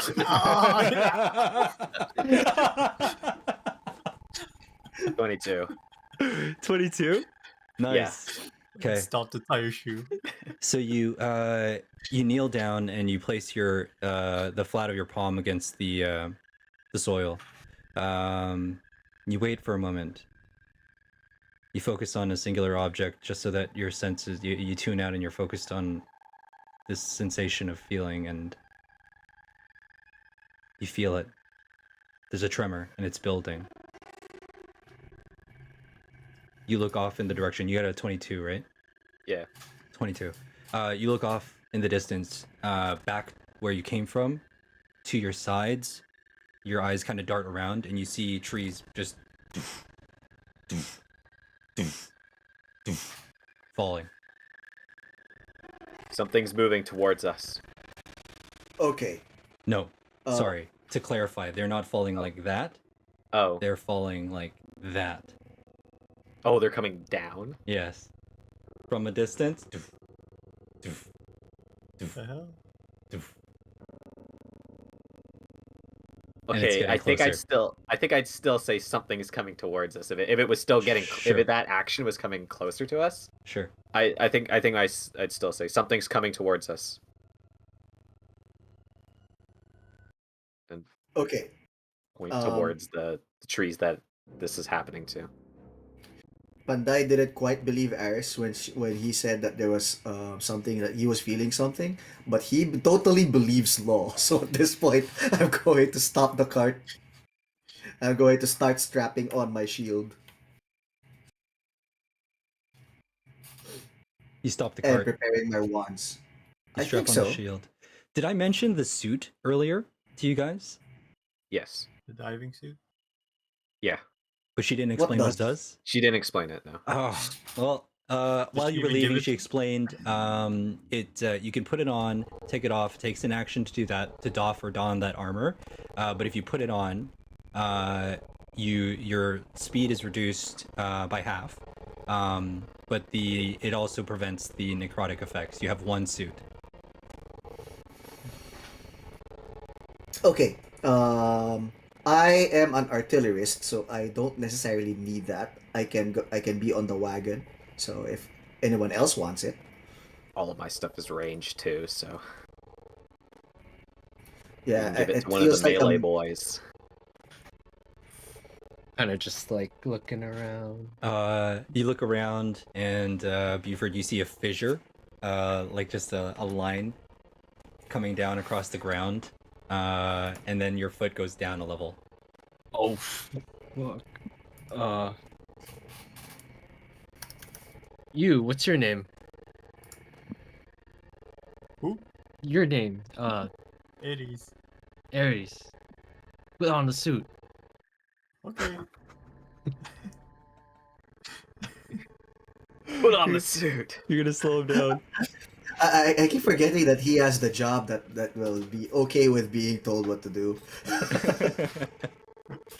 You do this thing. Okay. Okay, I put on the suit. Oh yeah, sorry. Are we supposed to be seeing something here on this? Oh, okay.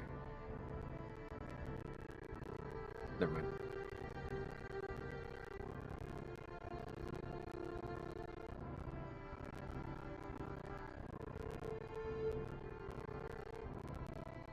Okay, I gotta refresh this window. But no, that's what you're seeing right now. The woods. Yep, that's where you are right now. Okay.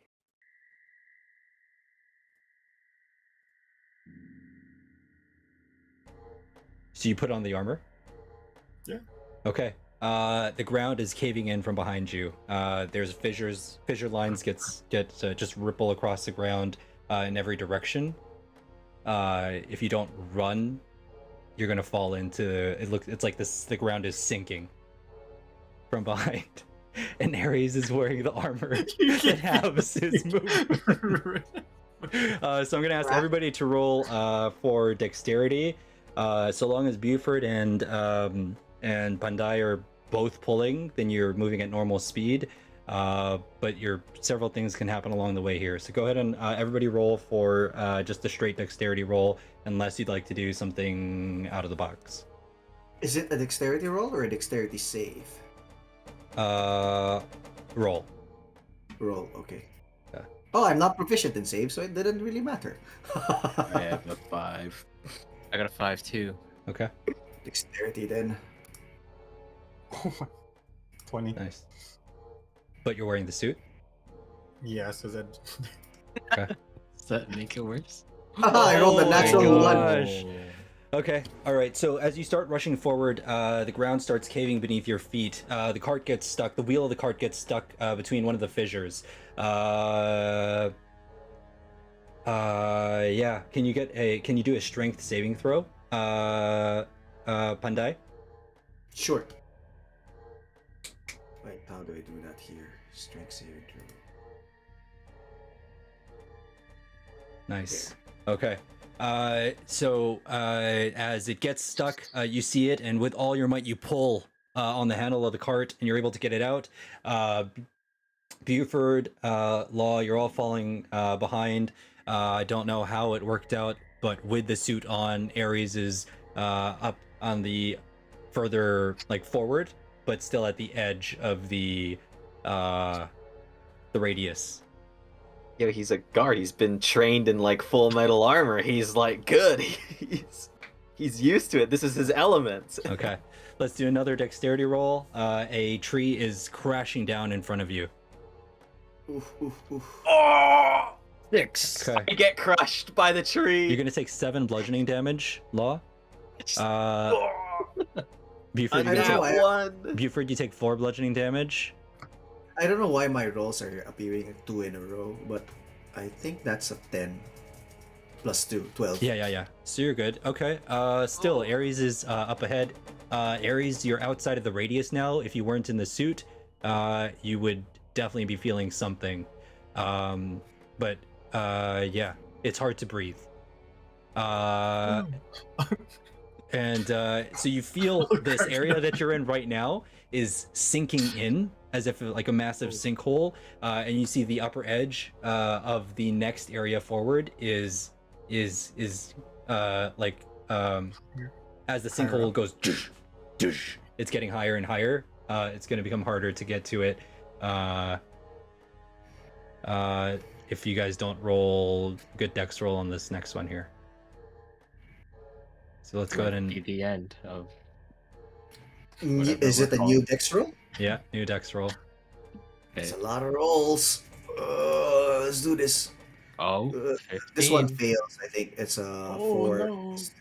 Yeah. So it's going to be 4 bludgeoning for Pandai, 4 bludgeoning for Aries. Ares, yeah, and Buford and Law. You're able to bring the cart across and up onto the upper platform. Ares is trailing behind in the suit.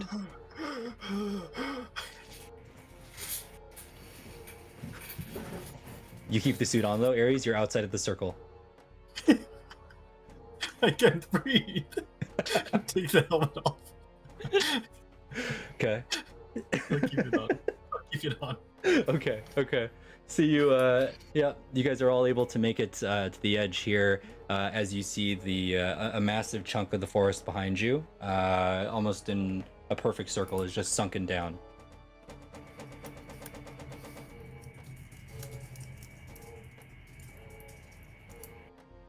And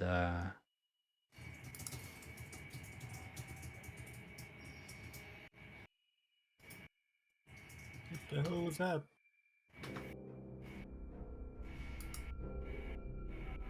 and then you hear that same humming noise that you heard before.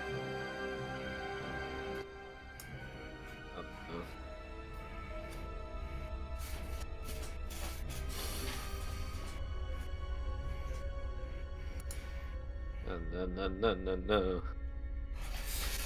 It grows louder as they approach. The first one makes a noise. Goes. You see the mandibles kind of jittering around like that, and then it lets out a low bellowing. Who's sitting on the cart? I don't think anyone is at this point. Okay. After Ares running was, but maybe he gets back on. I don't know. Yeah.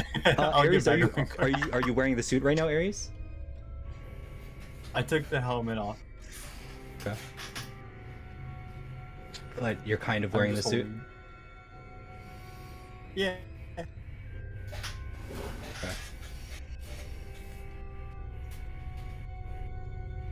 Okay. So this is this will be you with the suit on. And let's see, Ares controlled by Ares. Okay. That's you, Ares. Okay. Okay.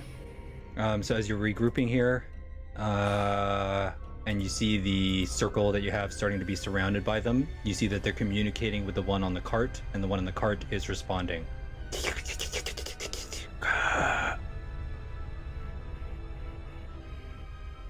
What do you want to do?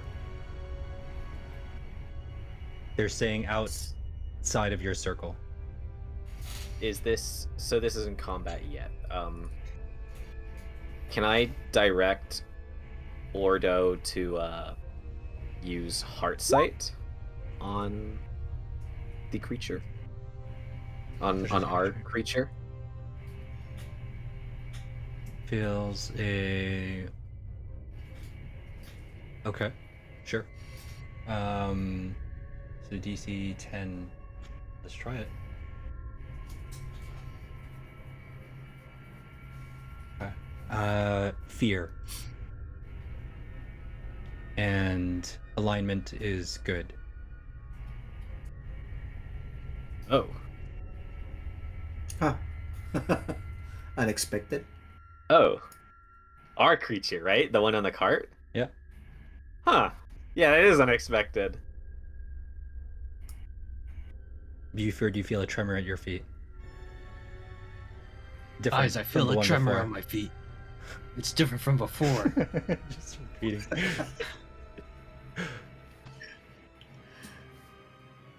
I think we should move.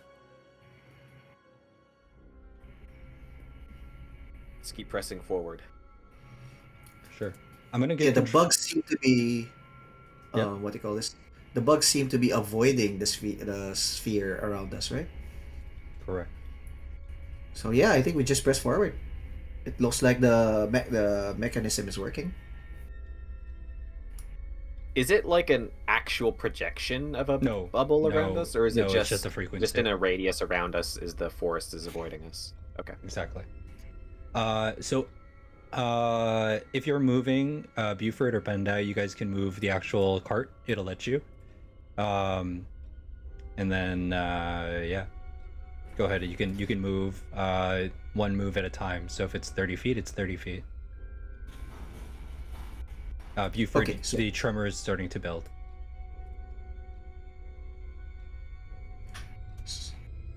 Continue moving the cart, Beaver? Yeah. So do we just move forward? Is that what we're gonna do? Yeah, so let's go 10 feet at a time. Alright, I can move this one here. And does that mean we move the whole thing? Yeah, you and Buford together, sure.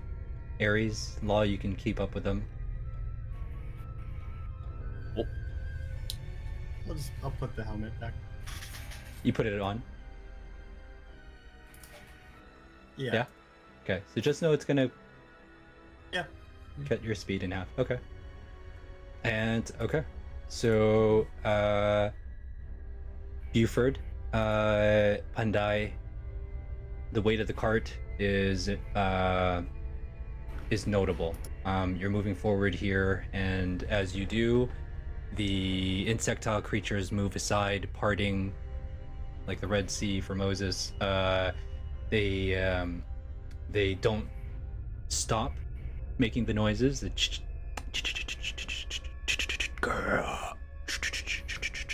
And then the one on your cart responds. It moves. Okay. Yeah, go ahead. What do you want to? I want to like unpredictably veer off to the left to kind of like catch one in our bubble. Sure. So like kind of like just move the cart like just like a tad, Sure. see what they do. Okay, cool. And let's see. They can do anything. Yeah. So you move it into them. You see the insectile creature standing on its hind legs go, and then it steps back, as if it was hurt by the frequency. But as you do that, the bug on your cart kind of goes like that because you moved it very abruptly, right? You hear a grinding of gears. Pandai, something's got knocked out of place here. On the cart? On the machine, strapped to the bug, On and the machine. and Buford, I'm going to ask you to roll a dexterity saving throw. Buford. Nat 20. Nat 20. You feel the tremors building at your feet. It's got to be bad news, and you know that. Reactively, you leap out of the way, letting go of the cart. You step to the side, and up from the earth beneath you, it explodes, and you see a massive bug emerge. I'm going to ask everybody to roll for initiative. Let's go. That looks horrible. I won't forget this time. Whoops. It's the initiative roll. There you go. Wait, but it's still within our frequency? Why are those names still So it emerges from beneath, and it was going to try to grab you. Yeah. So for this round, for 6 seconds, yes, it's there. It's not getting hurt by the frequency? or- It hasn't shown Oh. like it hasn't reacted to it yet. I like that the cart got added to initiative. Who is the cart supposed to be? Is that Slower supposed to than be? the cart. And I think that's supposed to be The you, cart Glenn. gets a turn Yeah. before me. Somebody collect the cart. Nice. The cart will win. Okay, and I'm gonna add your friend here. Oh.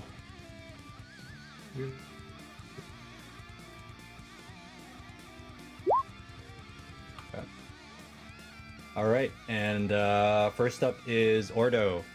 As the creature emerges from beneath, Buford leaps out of the way. The machine is grinding, and you can hear the frequency waning. Sprite, what are you doing? I think I'll just command. I think for now, I want to get a gauge of I want to get a gauge of the creature if I need to send Ordo in. So I think for now, just gonna make Ordo go invisible. Let me see here.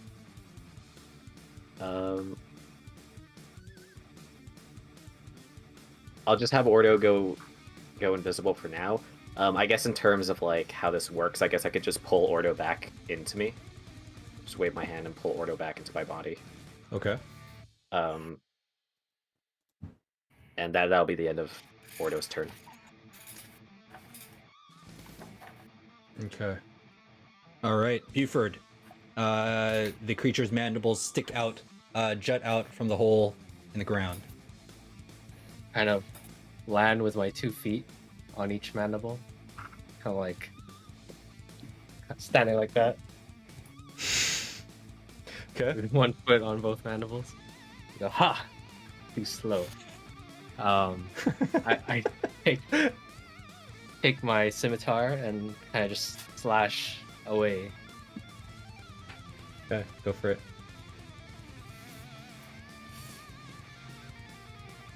Okay. Yep. You swing down, and you see the blade.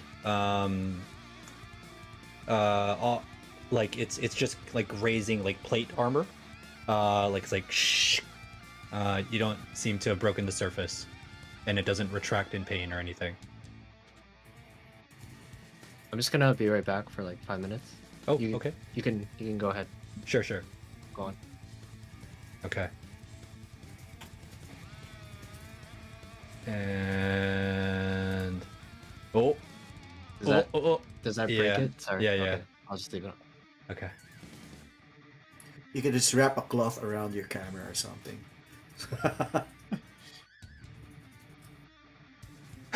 Yeah, It covers nothing at all.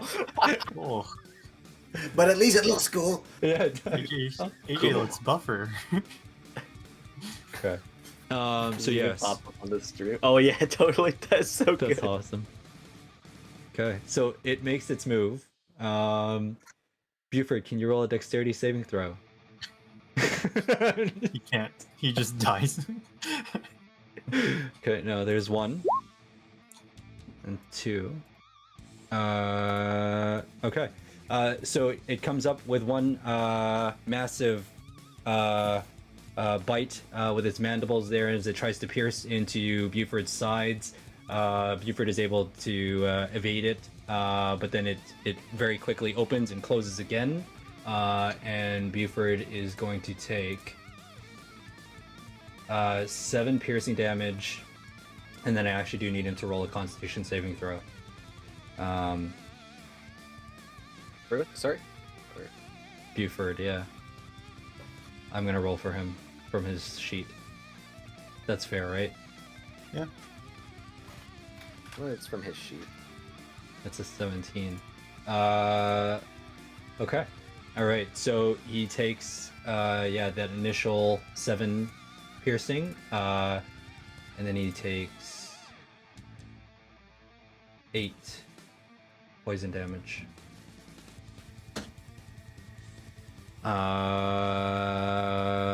Move goes to law.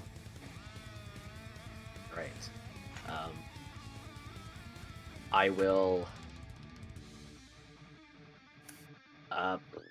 I guess in response to this, my hand will glow with that golden like energy, and I'll just cast Eldritch Blast on it. Yep. Nice. 22. Is that a hit? Yes, it is. Then it'll take 9 damage. Okay, very nice. Okay, so you launch your Eldritch Blast through the air towards a head that's just barely sticking out there. As it crashes in, you see it kind of go, and then the ground around it kind of sinks in a little bit. And anything else?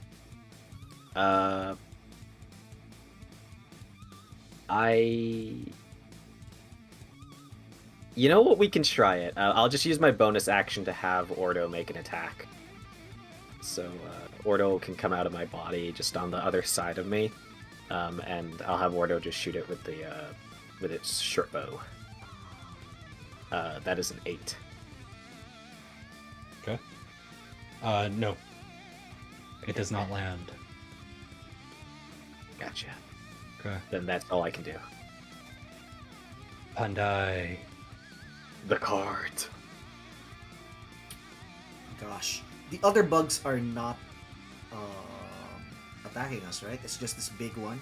They look like they're in a bit of a manic kind of craze around the circle ever since that thing kind of came out of the ground, but aside from that, no, they're not going in. I believe I can move here without provoking an opportunity attack, so that I can set my cannon on my upper right. Which how do I get the cannon again? It's in the journal, Journal. and then under characters. Ah, I see it. Yeah. I see it. Here. So Nice. I shift a little to the right while I'm getting the tube of the cannon and attaching the legs and stuff like that. Then I throw it on adjacent to me, and it just completes the assembly by itself. Becomes a force ballista. Very cool. And then I will make a ranged spell attack towards the bug. Let's see. I believe I can do that with a normal spell attack. I will just use my firebolt so that it's easy. There. What did I get? 17. That's a hit. 17. So that is I believe that is a 2d8 force damage. Very nice. So let's do that. 9 force damage. And then I can actually push him 5 feet away from the cannon. So I You can wanna push him to the down? left. He's Uh, not fully out, so I don't know what that would look like. You could push his upper part. He just I can flops push it. into the I other can push him direction. back into the ground. Like stay down. Yeah, Still standing on it, right? I'm still standing on it. No, you're kind of off, and you Oh. took some poison damage from it. How much? 7 and then 8. 7 piercing, 8. Character's actually dead. And that's on a save. You rolled a save. I did? Yeah, I rolled Or for you. rolled- Yeah, Oh, okay. a con save. Okay, but yeah, you push it back into the earth, Pandai, and you see a wider area diameter just kind of. It's like, you know, like a quarter of a foot down, so it's not difficult terrain or anything, but it does push it down. Anything else? I'm done. It's an action to set it up. All right, and Ares. There's a space to pass to muscle. You can pass through. That's fine. Have to Okay. scoot around him. Excuse me.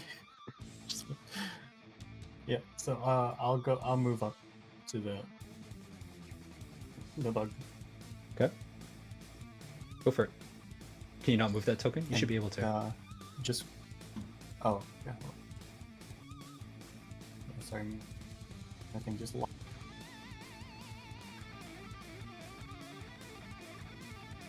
you go. Okay. So Saw that. with my battle axe, So what? Nothing. Go ahead. with my battle axe, I'm just gonna start.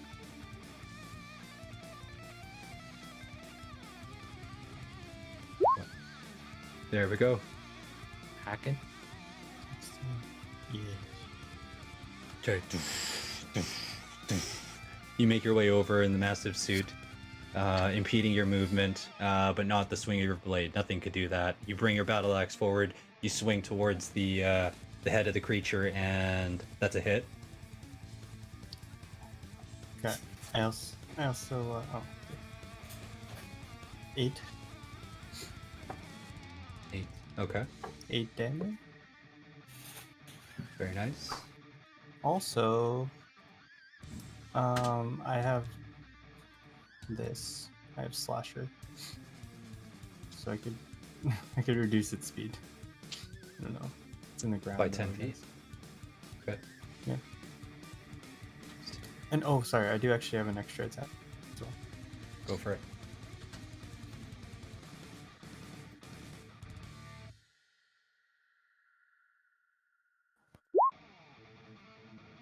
Mm, 13. No. You swing again, but this time it's burrowed into the ground a bit.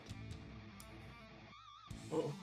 And Pandai, as your cannon launched the creature into the ground a bit more here, you heard cries coming from just up Cries. ahead.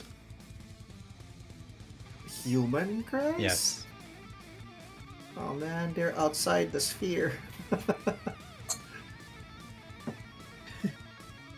Move goes to Sprite. They sound like battle cries. Oh, okay. I thought they were like, help me. Instead, it was more like, help my enemies because I will kill them. Sorry. So these bugs are in a manic state, right? The ones outside the circle, yes. So they're like thrashing or like. Does it like look hostile or do they just look like they're freaking out? Like panicked. Hostile, panicked, hard to tell. Okay. I'm gonna scan to see which one is like thrashing the least. Like I want to Aside from the send one on your cart. yeah, the one that's outside the. This Yeah. one here. I want to send Ordo out to use Heart Sight on one of them, but I didn't realize how fragile Ordo was, and I don't want to lose him for another session. So, whichever one appears to be like thrashing around the least, Okay. or wildly swinging, the one that's least likely to smack Ordo while he's like doing his thing. So you can have Ordo go over and do that, and yeah, just roll like a sleight of hand or something to do it quickly. Sure. Oh, I wonder. Wait. Because if Ordo wants to move away, that's going to provoke opportunity, right? So I'm basically going to have to keep Ordo at that area. Yeah, sleight of hand would be the action, unless you didn't do sleight of hand. No, wait, is that thing the action? The heart? The Heart Sight, it's a spell, so it's a... That'd be the action then. Yeah. So you couldn't disengage, no.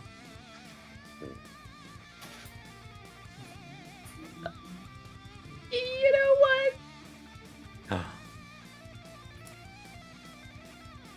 I think I'll just keep Ordo on me for another turn. We can go ahead and go to Buford's turn. You want to hold an action? Hold Or an just action? wait, or just skip. Like go to Buford first. We can just no, like just Sprite will just come back to me. I mean, Ordo will just come back to me. Same as last turn, invisibility, and Okay. Okay. I have a lot Buford? riding on Ordo. I want to keep him safe. Sure.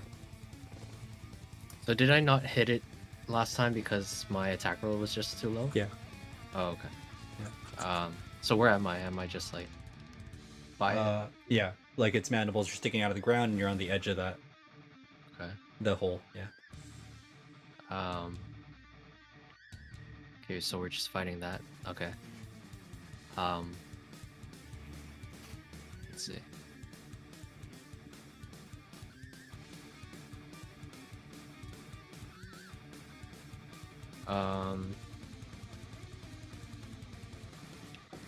So none of its eyes are exposed at all? It does have, yeah, 2 red eyes looking up at you. Okay. Is it like... Okay, yeah. I want to take my scimitar and aim for the eyes. Kind of like a slash to the eyes. Cool. Okay.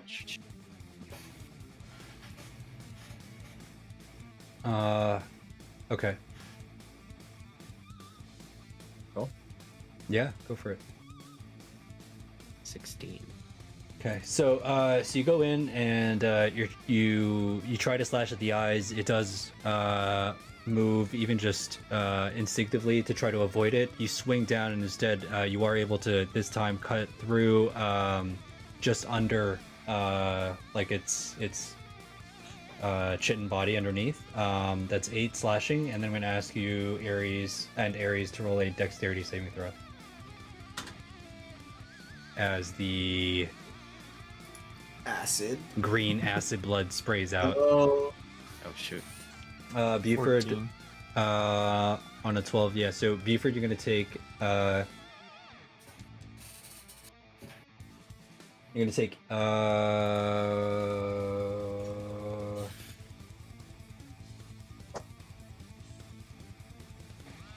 okay, you're taking 9 acid damage 9. as this thing sprays onto you. You still have movement. He backs away. Kind of just like, what the hell? Risking opportunity attack? Never mind. No, he doesn't. It's up to you. risk- Yeah. Okay. He doesn't risk opportunity attack. Like, you're engaged with it, and if you move, the mandibles will be able to get to you. You won't be able to defend yourself, is maybe Yeah, the idea. okay, yeah. Okay, cool. So, Buford, I'm going to ask you to roll a dex saving throw. Again? Yeah. It's different this time. Its mandibles are coming up, reaching around you again. 18. Nice. And you see it coming. You're able to dash back a moment, and the mandibles reach up into the air, grasping at nothing as the creature burrows back into the ground, disappearing into its hole. You see almost like a ripple underneath the ground go from there to there to there.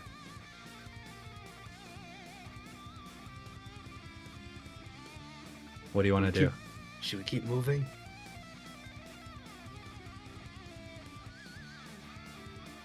Yeah. Ares, I think you should go take a break over on this spot right here. I think we should keep moving, yeah. Sounds like a decent plan. We should push the I cart think it's still over. my shift to sit on. It's still my shift for the cart. So, I'll just take.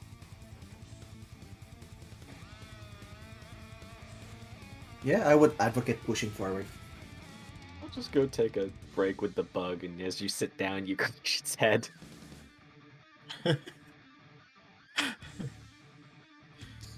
Didn't you say that something shifted on the machinery for the bug Yep.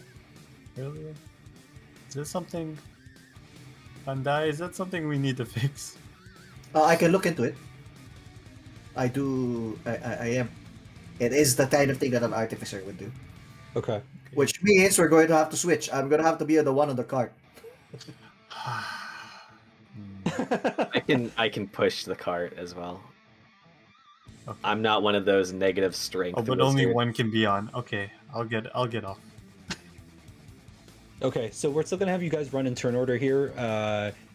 Just if the idea is you're moving forward, you can go ahead and move it forward. Pandai, I have you on the actual cart. Yeah, and I will start using my Tinker's tools to see if to try to make sure that this mechanism stays functioning the way it should be functioning, because I feel like we'll die if it breaks. Okay. Yeah. So Go ahead and roll for Arcana. Arcana. Okay.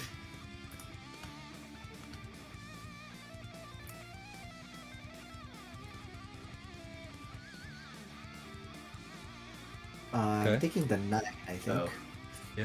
Oh. So you start investigating it. Her methodologies are just very different from yours. It's hard to figure out. You can try again, but you can hear the humming starting to die down.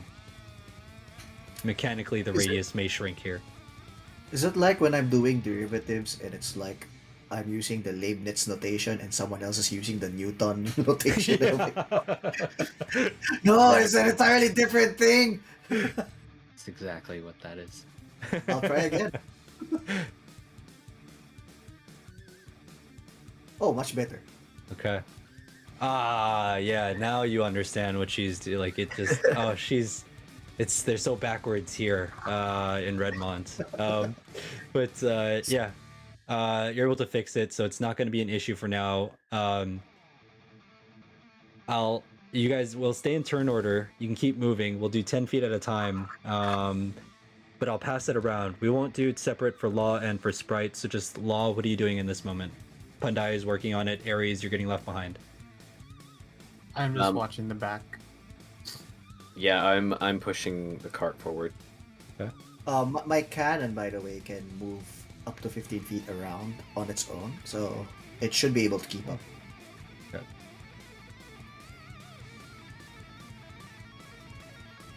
Okay. And Ares, or Pandai was working on the thing. Ares, you're watching the back. Yeah, just patrolling. Okay. You hear a yell off coming from up ahead, and it says, "Run, Enoch! Run!" And you hear blades clashing and cries coming from up ahead. It sounds like a small group. Ares, I'm going to ask you to roll a dexterity saving throw.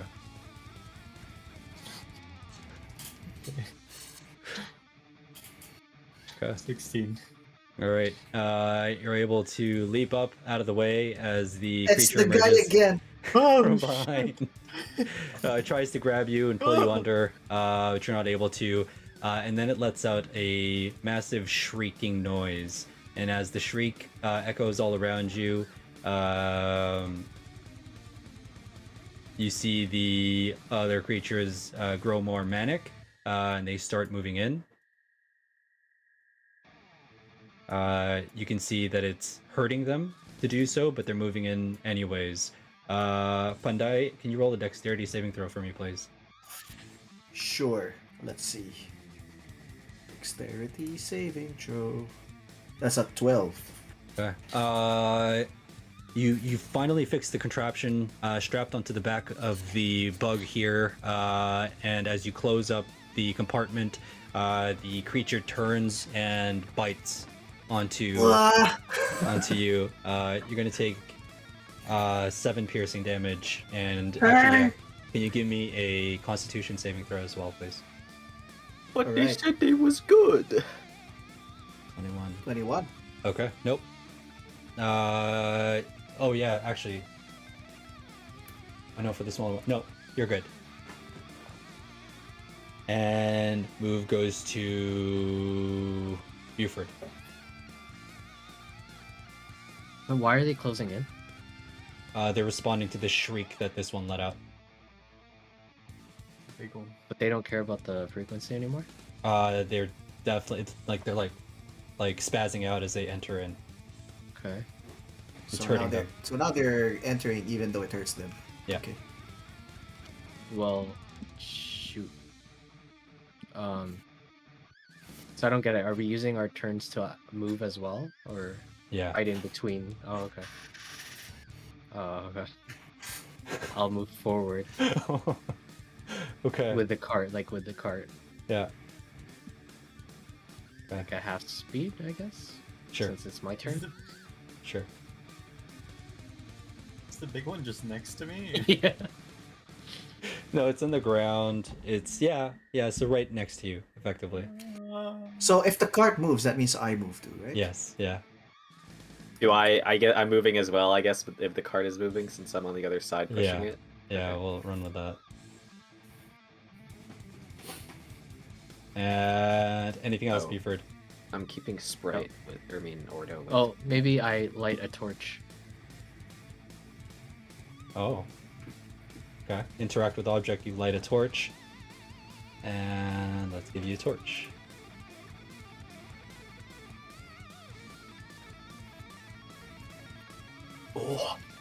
Oh, light. Oh. Do they react? But it does give you more visibility into what's happening up ahead. Oh, I see. There's people up there. Gotta move faster. Maybe they can help us. Ordo. Oh no, sorry. Your friend. Your friend makes a move. Ares, it's going in for a bite. What?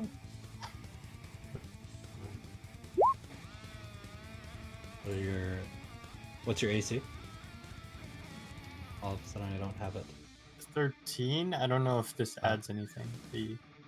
I don't know if the suit adds gives you a +2. any armor, but It's a +2, and 15. but on this roll it still hits. So you're gonna take 7 piercing damage. Can you roll a con saving throw? 16. Okay. All right, and there's gonna be 8 poison damage. Oh my god. So does that pierce the armor, the suit? Yep. Like it doesn't. So I don't is know there if a it ruins the effect of it. We'll see. Move goes to Ordo.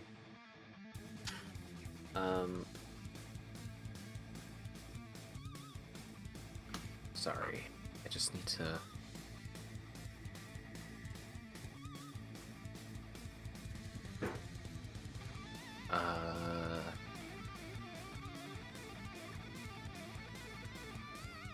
Okay. Yeah, I'm not gonna make Ordo do anything here on their turn. They're gonna stay with me. So. Okay. Law. I guess since they're closing in and this thing is closing in on Buford, I'm gonna release my Eldritch Blast from my hand. I forgot to do it last turn, but I forgot I have 2 beams now since it's level 5. But I guess I'll just blast this one twice. Sure. Go ahead. Yeah.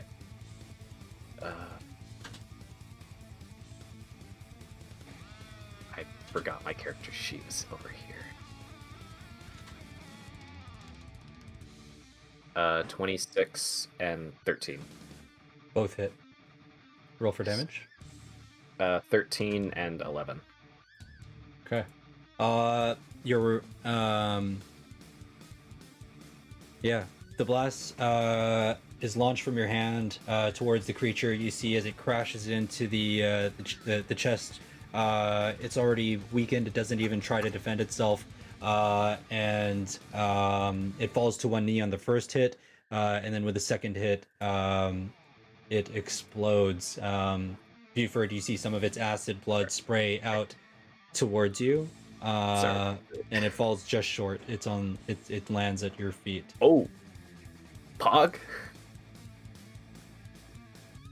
Nice.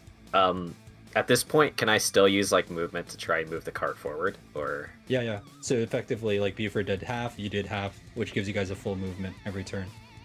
Cool. Okay. And more, because it's kind of like Hyundai is on there too, so you're benefiting from it too. Yeah. As a bonus action, I'm going to use one of my healing lights on Buford. Okay. So I'll just roll a d6. You can heal yourself for 3 damage. Thanks, man. Yeah. Hyundai.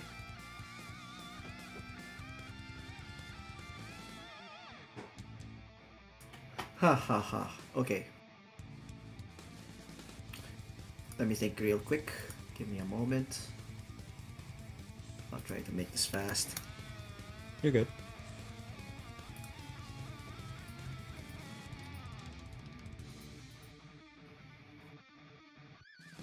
Okay. I think I know what to do. 5, 10, 15, 20. Okay. I am going to take out my wand. And then I will use one of the charges of my Wand of Web to basically cast web centered. How do I do the thingy? Here? Yeah, centered here. Can you see the green dot? Yeah. 5, 10, 15, 20. So it will catch both bugs above. 5, 10, 15, 20. It will catch the big bug in the middle, in the south. Nice. It won't. It will just miss Ares, I think. Thank you. Okay, Wand of Web. I believe it would be a conjure of massive thick webs. Each creature that starts its turn in the webs or that enters them must make a dex saving throw or be restrained. Dex saves. are When they plenty. start their turn. Okay. So, okay. But also, let's see. Next DC, which is 15. And 15 is the same then, thing. Okay.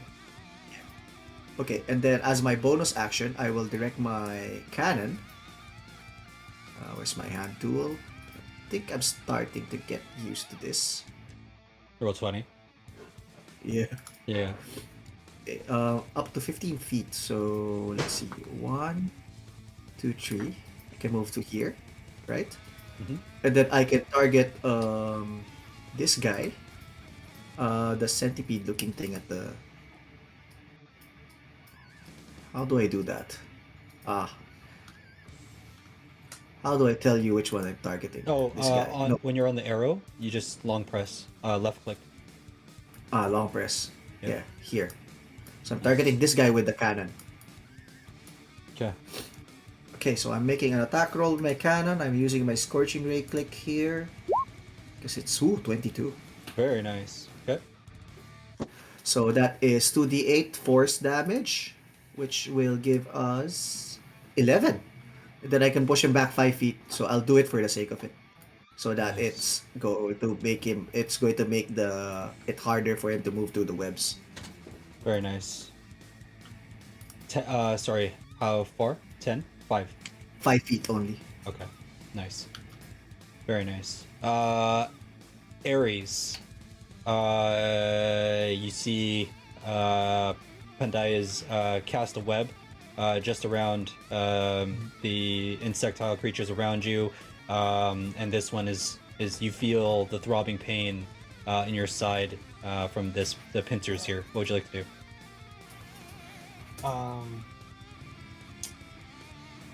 I'm just gonna start hitting the big one if it's restrained.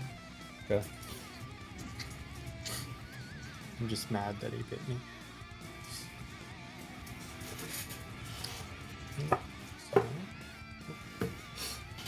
Okay. Oh, 9. Okay.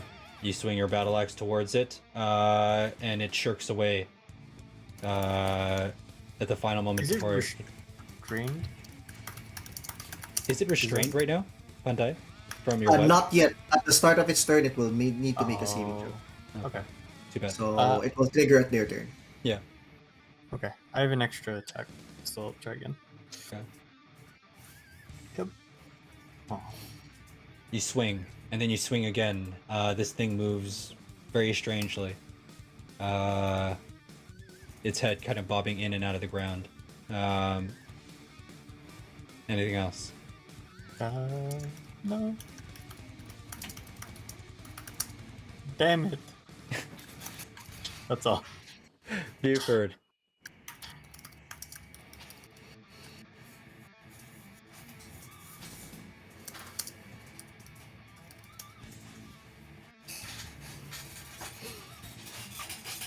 Nice. I say, we gotta move, guys.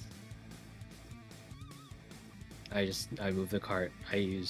What if I use sprint? Does that move the cart more? Like you dash, or you would dash. move it up to its regular. Yeah, sure, but then you lose your action. I don't see any bugs in front of me, so There's one to Yeah. the right. yeah, well, Sure. it's not near me. Okay. So I want to dash to move the cart faster.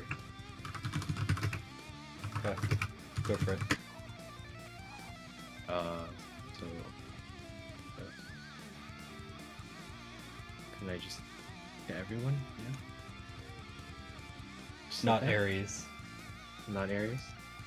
Why not? It would. There's nothing like he's not attached to the cart or anything. Oh yeah, true. Wait. Gotta get out of here. Okay. All right. So you move it forward. Is that it? That's all as far as you can move?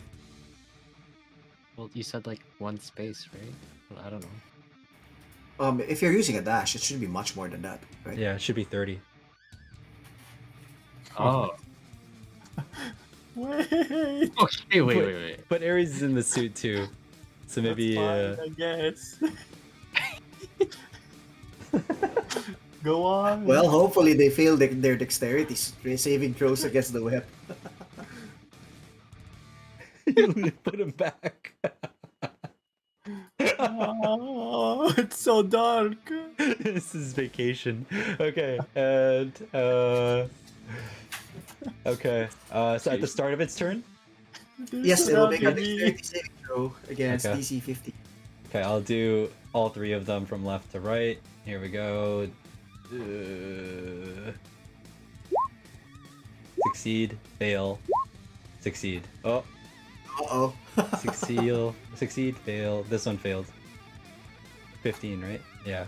Okay, so Okay, this one can still move. Oh. And Which move. one failed? Huh? Oh, two of them succeeded, right? Yeah, this one failed. I'll mark it. Unfortunate. It's restrained, right? If they're restrained, they can make a strength check as an action to break free of the webs. Against the 15 still. Yeah. Okay. You have the bugs behind you. You have these guys that are fighting. The guy up there, one of them dies, falls to the ground. Law, you see that up ahead. And this bug turns to look towards something at the trees. And as it looks that direction, you see a wave of people explode from the trees to the right. And they start flooding in. What Whoa. wave of people? That's a lot of folks. Help! Help! They start yelling. They start crowding into your area here. Please, you have to help us. You see some of them have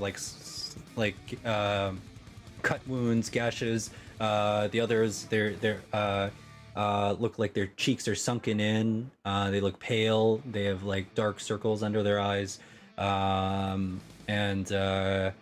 Yeah, they're in all kinds of pain, but they come through and they start yelling and pleading for your help. It's going to make it much more difficult to traverse. And Ares, I'm going to ask you to roll a dexterity saving throw, please. Okay. 11. Okay. You see the creature come up again, this time exposing more of its chitin body, and as it reaches out towards you, this time it's able to wrap its pincers and pull. Oh shit. And it Ah, pulls crap. it pulls you into the ground. So you're in the hole with it. And Oh. and There goes the guard, guys. the NPC. You're gonna take 7 piercing, just from that, and then yeah, it's pulled you under. The creature here is restrained. This one is going to continue to move up, and the people are surrounding you, Ordo.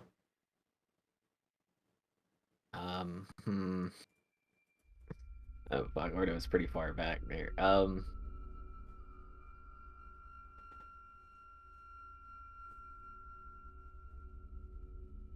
Okay, oh,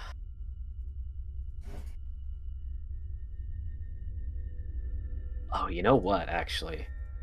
If I cast... So I can cast, spells with range of touch through my familiar, right? But that doesn't mean I do it on my familiar's turn. It happens on my turn, right?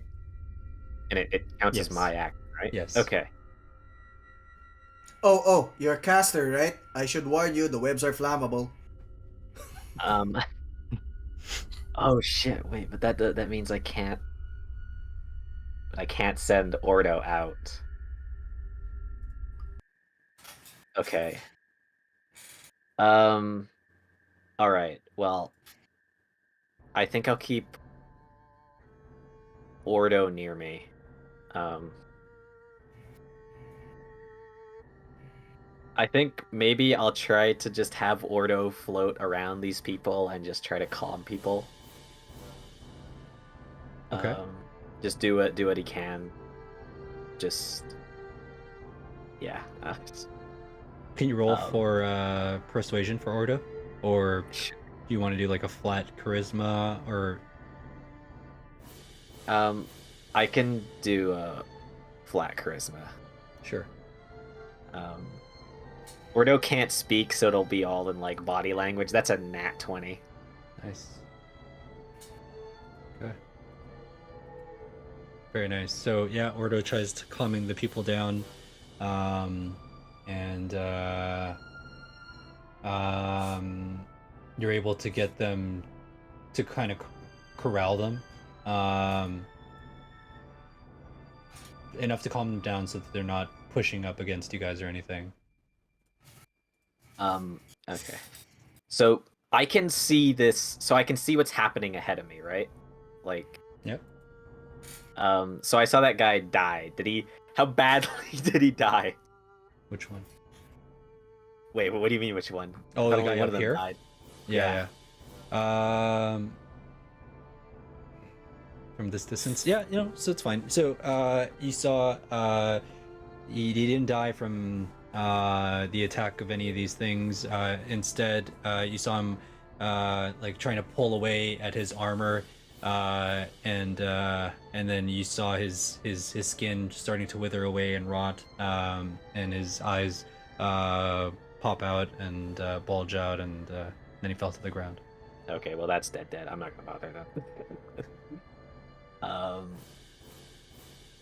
That is still within.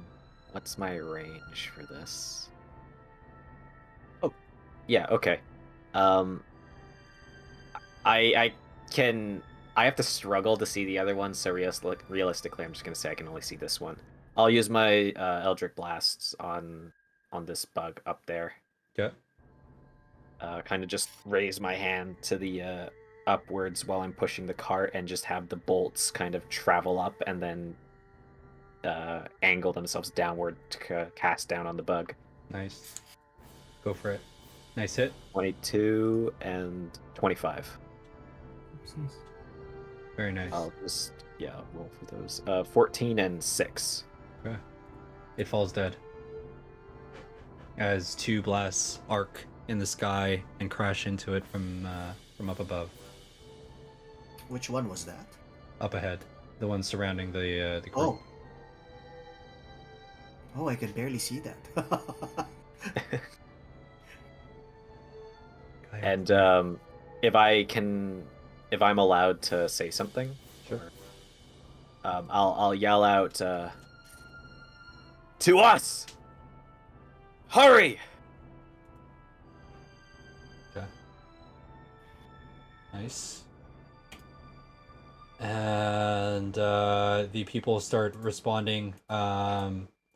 They start approaching and try to surrounding the area. None of them want to stay close to the edges. Oh no, not too close to me! I need space for my cannons! One guy stands, puts his face towards the cannon. What's this? I'm so thirsty. What is this? It's not a faucet! What is this? uh, Hello. Pandai, it's your move. Alright, at least they followed me. And they actually left space for my cannon. So first off, I'm going to move here. And then I am going to... I already have my Wand of Web out. So I just insert my Thunder cartridge real quick. And then use Thunder Wave on the bug right beside me. Nice. So that bug will have to make a Constitution saving throw. Which I believe is against DC 14. Fails. And then? It fails. Okay, so my Thunder Wave deals 2d8 thunder, but since I'm also using my gun, that's plus 1d8 for a total of 3d8 damage. So I'm rolling that right now. That's 15 for thunder damage. Ooh. And then I push him 10 feet back into the web. Okay. Well, you push back the remnants of him. As he died, huh? Yeah. The good thing you pushed him back because he explodes and you see the corrosive goop spill out of him as he flies through the air. Bitch. Okay, and then my cannon will move a little bit here.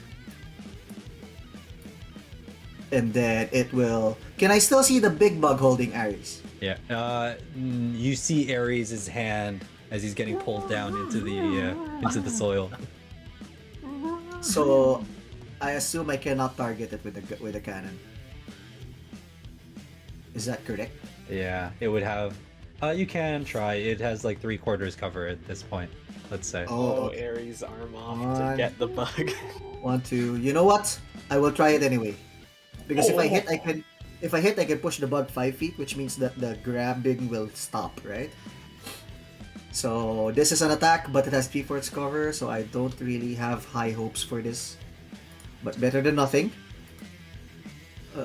Scorching Ray. Oh, sorry. I should not have clicked Scorching Ray, but it does the same thing. It's the same modifier. It's a 15. If you have your actual roll, you can roll your actual roll. Right. Oh, okay. I will roll my actual roll instead, which was supposed to be Scorching Ray. 19. Ah.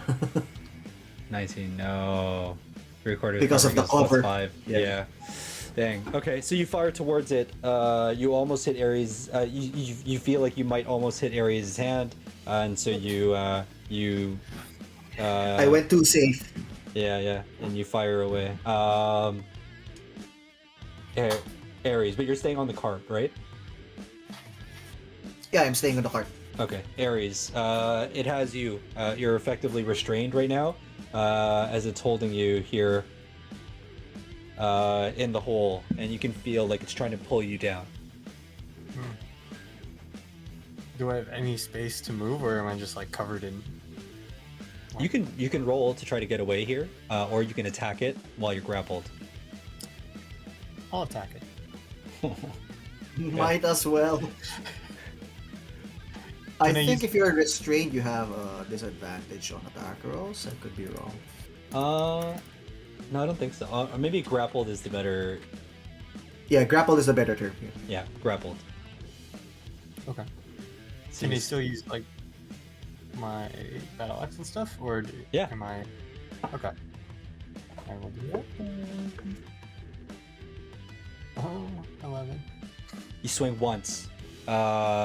It's moving. It has you in its hold. Oh, I try again. That's a hit. 23. Okay. 9. Yeah. Oh. Okay. And then its speed is also reduced by 10. If that Okay. helps. Okay. But you're gonna take 9 acid damage Oh. as you cleave into it.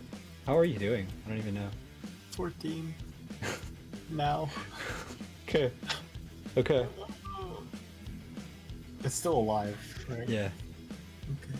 And Buford. So is the suit not helping me with the acid at all? No.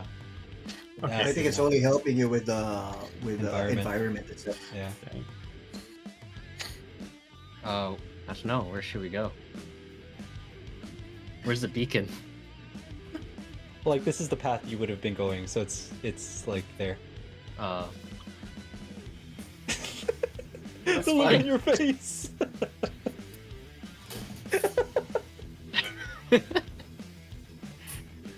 Go Buford, go!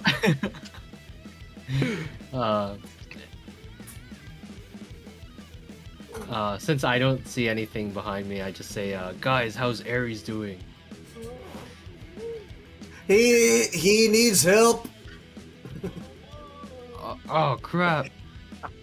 Should I turn the cart? We have to keep moving forward. Okay. Keep moving forward, everyone.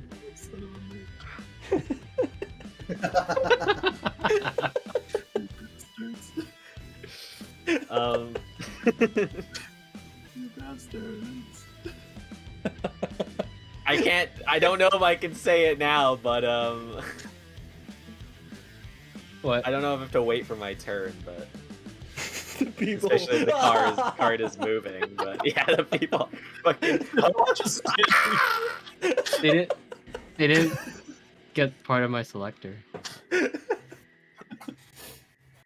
You can I do don't it, get people. permission to move them. Oh no. Oh, one of them steps on Ordo. Ares! Ares. No, wait, it's not I'm as just- bad as it sounds. Just wait until my turn. I'm just pulling Ares. Ares, no! I'm just going. No. I can hear you gaining distance. you jerks. This guy's restrained. The cannon is left behind. Ares is left behind. Okay. Wait, the cannon's not falling? No. Oh, I don't know. The cannon can move on its own. So Yeah. it's fine. It leaves Oh. Ares as I'm well. pretty I'm sure happy it's you're- not affected by I'm the happy environment. you're so worried about the cannon. You're so concerned. I like how before Ares is like, Ares! Cannon like, cannon!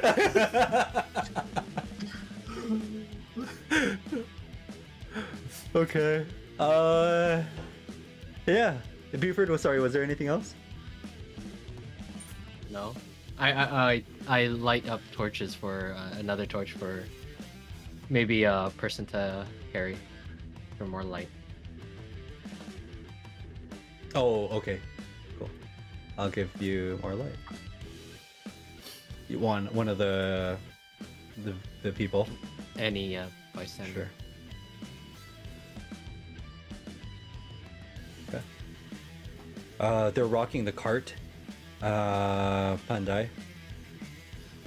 Just with My their turn? crowding. No, I'm just telling you because you're on there. Okay. So you can feel it. And then yeah, so this one goes to try to resist it, try to break free. DC 15 strength check. I think athletics applies if they're skilled. It breaks free. But that was their action, so at least. Yeah. It turns towards the cannon. Dun dun dun. And then Ares. Get out of there! So that I can do some of my other things. Oh, okay. Even with advantage, no. Okay, so it tries to squeeze at you, but it's hitting a piece of the armor that's just sturdy enough to prevent you from getting hurt. Yeah,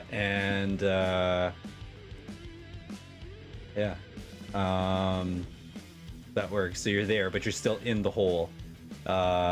And Ordo. I'll direct Ordo to stay with Buford. Okay. That'll be his turn. Law. Just a question: how much Yeah. of Ares and how much is of the bug are sticking out of the ground? Not much, just battle axe in a hand. Oh, Maybe. but other than his battle axe in hand, he's like completely submerged. Completely, yeah, like a top of his head, maybe. That's it. I'm imagining his hand out giving us the finger. Well, not for long. I'm gonna let go of my side of the cart and yell out, "Pandai, take my position." Okay. Okay. I'm gonna kind of leap over the cart this way. Wait, how far can I even get there? I can't even get there. I didn't even think to measure that. Wait, no. Do you have flying speed? Are you thinking of flying? Is Oh. that the idea?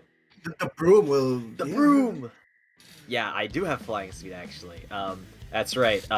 The Harry cloth Potter on my shit. back will kind of just explode as I like leap up over the cart, and the broom will reveal itself. Rise, and I'll make my movements. Okay. How far is that? Make my movement better. here on the broom. Flying I guess I can just move broom there. gives you 50 speed. 50. Okay. I assume that I can still move. I still have land speed, as well, or No. So, Really? so you can. Oh. That's your movement. The only way you're getting there is on a dash. From here.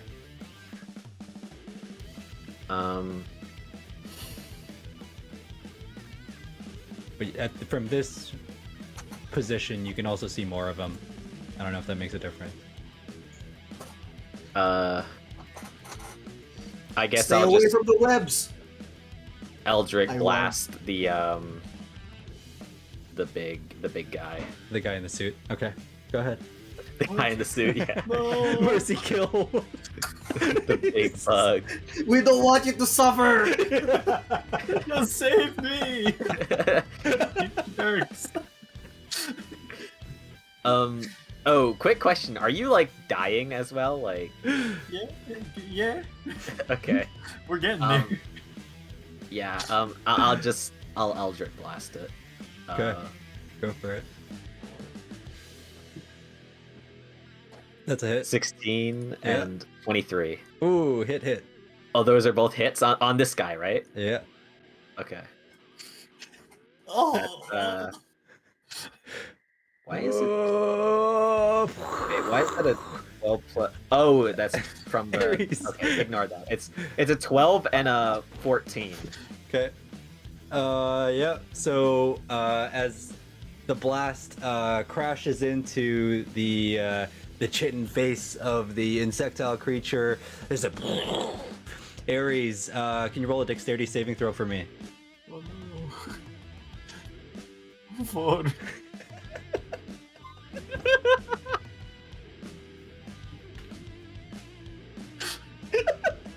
No. I didn't put any stats into Dex. He's so unaware.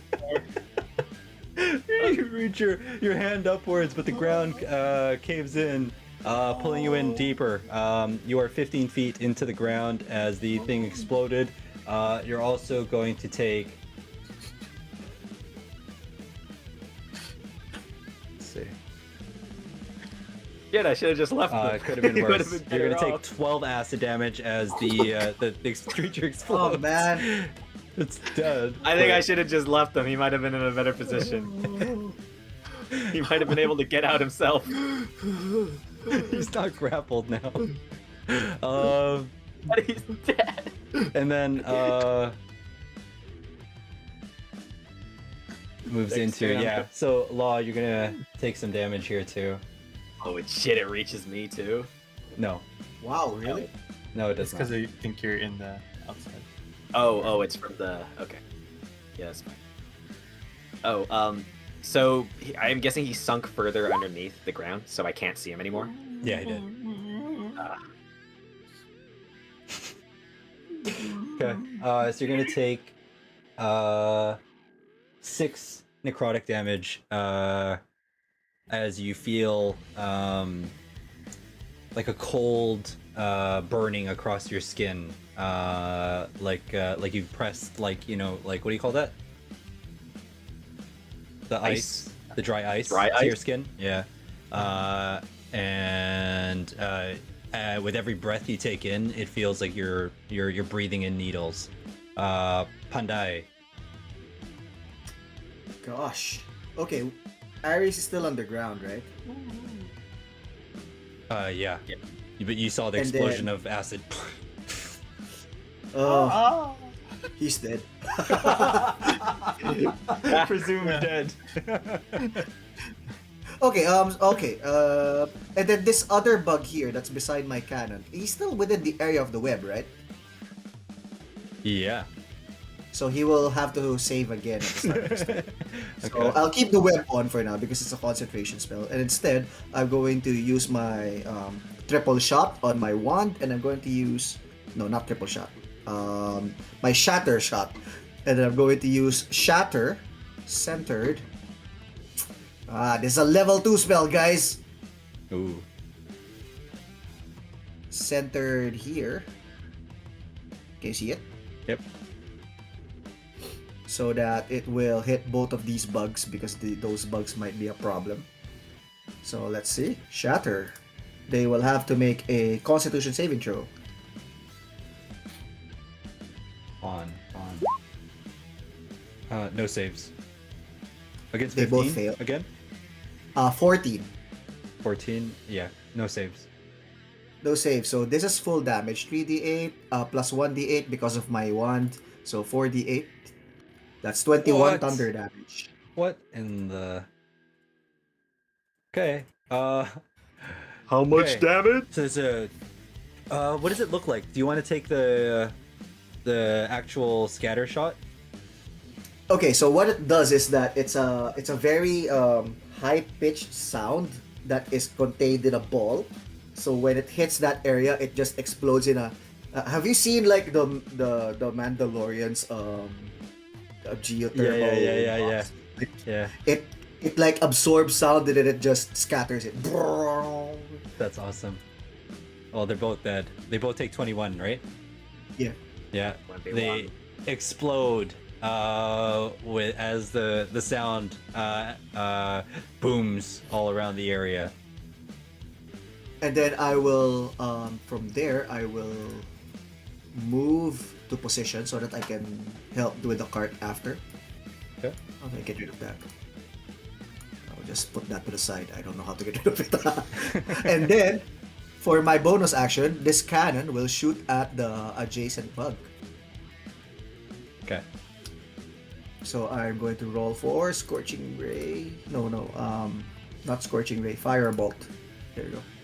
That's a 17. That hits. That's a 2d8 thunder. Sorry, 2d8 force, which is 9. And You then guys I damage- push him back. You guys damaged this one already, hey? I see damage. That on one it. was the restrained one, I think. I see damage on it too. Okay. Or maybe not. Maybe it's just slow. Okay. Yeah. And then Uh, push 5 feet. Push 5 feet. 5 feet. Nice. There you go. Back in the web you go! Okay. Be careful, Ares. It is your move. You heard a large explosion and a screeching of a bug.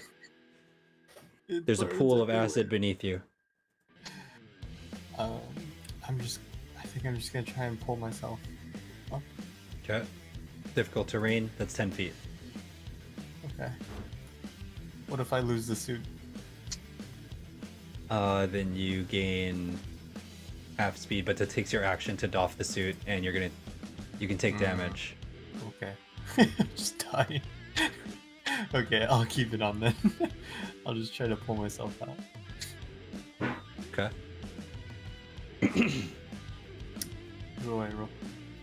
No, you did. No, you don't have to roll to pull yourself out. You Oh. pull yourself out. That's just as a part of your movement. That'll be your difficult terrain, so 10 feet. And then you have 5 feet left. I think you should. Just move forward.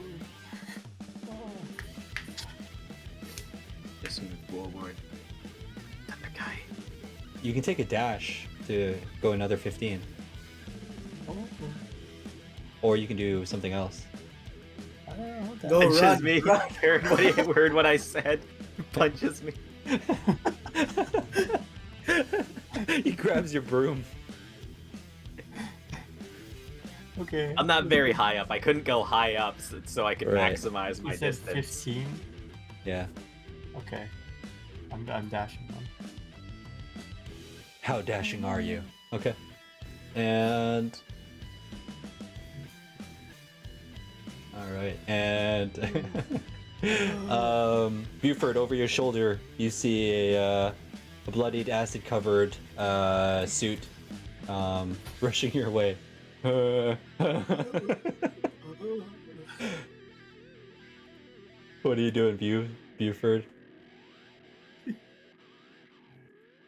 You're muted. You're muted. You're muted. He's going forward.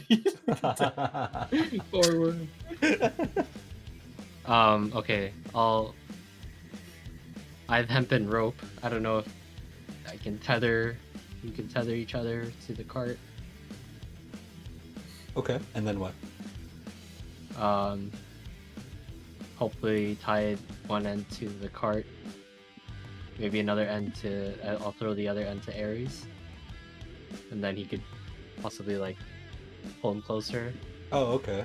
Maybe Sure. more like an assistance for him to walk faster. Oh. No. Okay. I mean, I like it. So let's think. So you want to like lasso him Yeah. or something, and then pull him. Dragging. Okay. Let's just do a sleight of hand to throw it, and Ares, you can roll for the assist, and then if it's successful, then you can pull him in 10 feet. That's huge, actually, but whatever. It's pretty good. Yeah. What am I rolling? Hey, I'm sorry. D20 for the assist. I'm sorry to interrupt. When did this guy die over here? 7. She. That's she. a woman. She got Okay, just now. The thing bit into her and ragdolled her a bit, Oh. and then she 21. fell off. Yeah, stay near the cart, but don't go near the bug. She was trying to sit. So lazy. Ares, you're in. Buford, you make a lasso. You wrangle Ares by the neck, and you pull. You're able to get him just out at the outer edge of the radius there. Law. And wait, and we have I have movement, right? Yeah. You're gonna leave it. Everybody move. Goodbye! We switched places.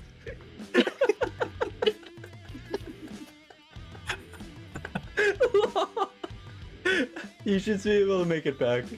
The fucking that bug that's still here jumps up and grabs me and pulls me down into the dark. Oh, what's going on? Ah! Yeah. So this thing's making its move. It's in the web, so it has to save. Has to make a dexterity saving throw first. It does not save, so it's just restrained. It's restrained, yeah. Oh, you're good, Law. Well, I was good anyway. I have like a billion different ways to like move around, so I'm good. Ordo. Not like I needed that web.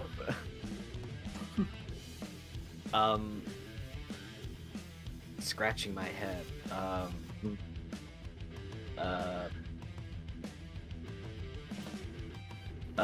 Yeah, I don't know. Ordo, stay near Buford.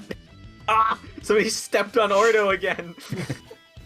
Why is he flying so close to the ground? It's just the way he does.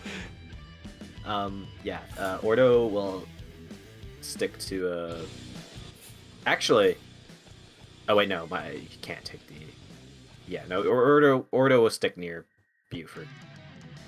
It's okay. We'll go with that. All right. And law. I'm going to. How heavy is your cannon, Pandai? You know what? I'm not sure. I need to look it up.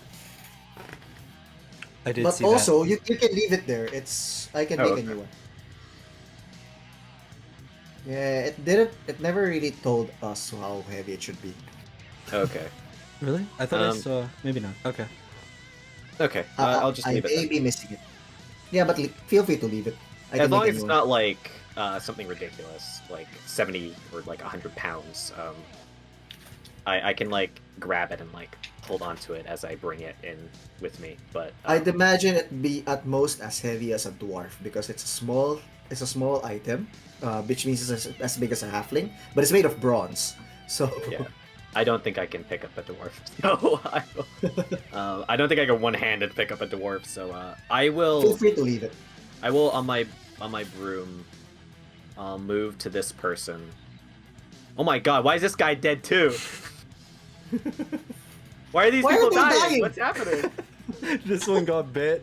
The other one he succumbed to his wounds. Oh my goodness! Please. They're not just tagging along. Oh, there, I can delete that. Okay. Is my green screen still working? I didn't realize. Maybe not. I will.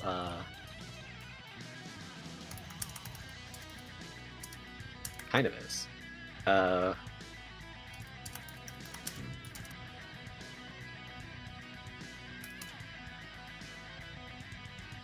I have. Bro, these people are giving me so much work to do. I was just expecting to heal one person here. Okay, well, I'm definitely gonna have to move here on my broom. I think that was like what, 25 feet? This person is just got bit, right? Mm-hmm. And ragdolled a bit. Yeah. But they shouldn't be like dead, right? They died to like a physical. Yeah. So I will. I'll use a healing light on them to try and bring them back. Do you want me to roll for that still? No. Okay. You bring her back, and okay.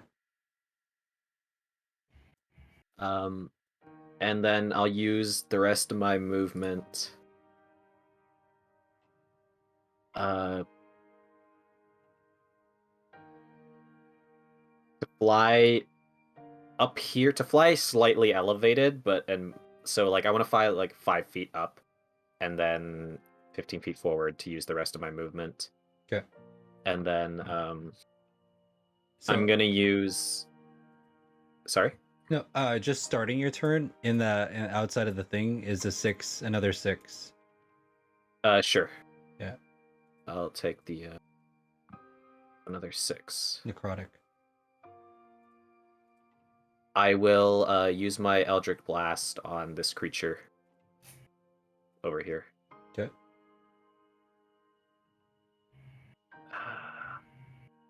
Go.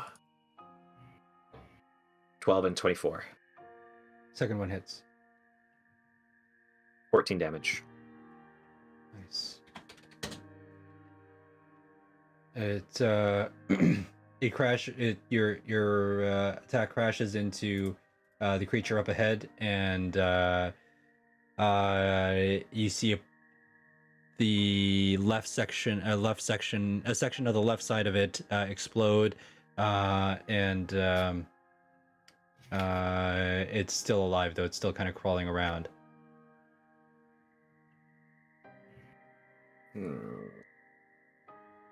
I don't have anything else I can do on my turn. Okay.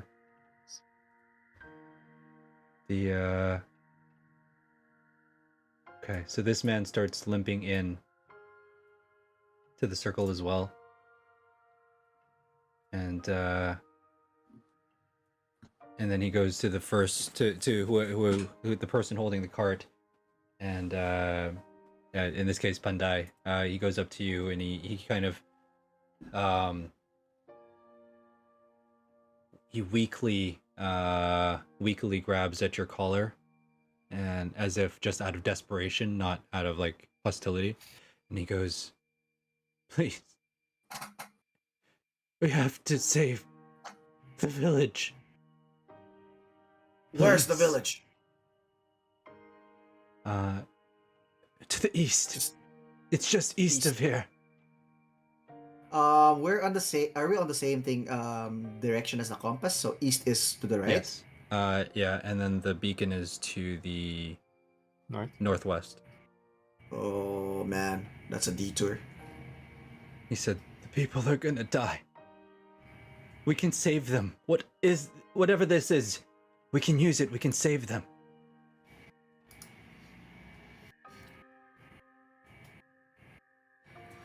People first, I think. We should save the village.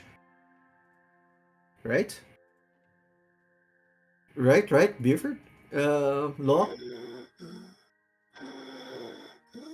We'll save them. Yes, we're gonna do that. Oh my Don't worry. We'll do what we can.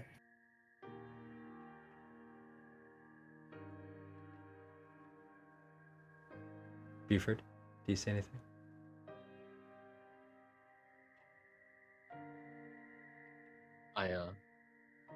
I don't say anything. Okay.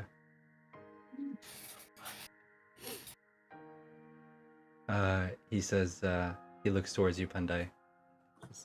"Thank you. If we make haste, we can get there by tomorrow morn."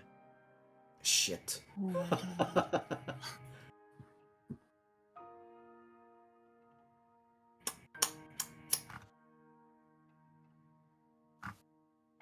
Yeah, I don't see why we shouldn't. Even if it means that we'll delay the beacon by a day. We save who we can now, and we can worry about Redmont later. Right. Law, Ares, what do you guys think? Yeah, I think we need to go save these people. If Then we'll try to rush to the beacon after. Isn't the beacon thing pretty dire? Like, isn't that? wait, can I stay where I am first? Sure. Are we no longer in any immediate danger? Right now, yeah, everything that was around you is dead, or is burrowed away. Oh, So yeah, as a player, I am thinking that if we do this, we are going to put the Redmont, was it Redmont Redmont, Fort? yeah. Redmont. We're going to put Redmont in danger if we detour, which is potentially more people. But the way my character is thinking is that we need to save who we can save now. Redmont isn't in immediate danger either. They have guards. They can afford a delay, right? Oh, how fast is the forest moving?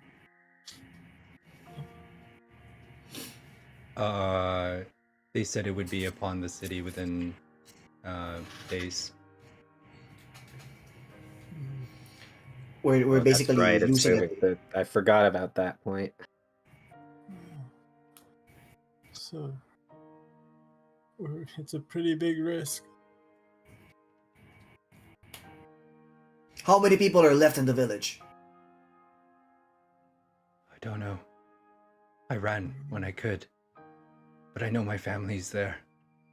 I can't give up on them.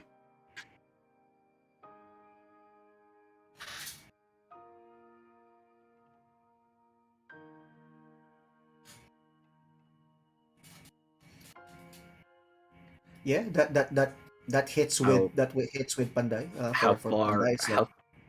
Sorry. family first, right? How far east is this village? Did he say? Said if we rush, we could be there by morning. It'll delay us by an entire day. Is the problem. And then to travel from there to the beacon would be farther. It's in the opposite direction.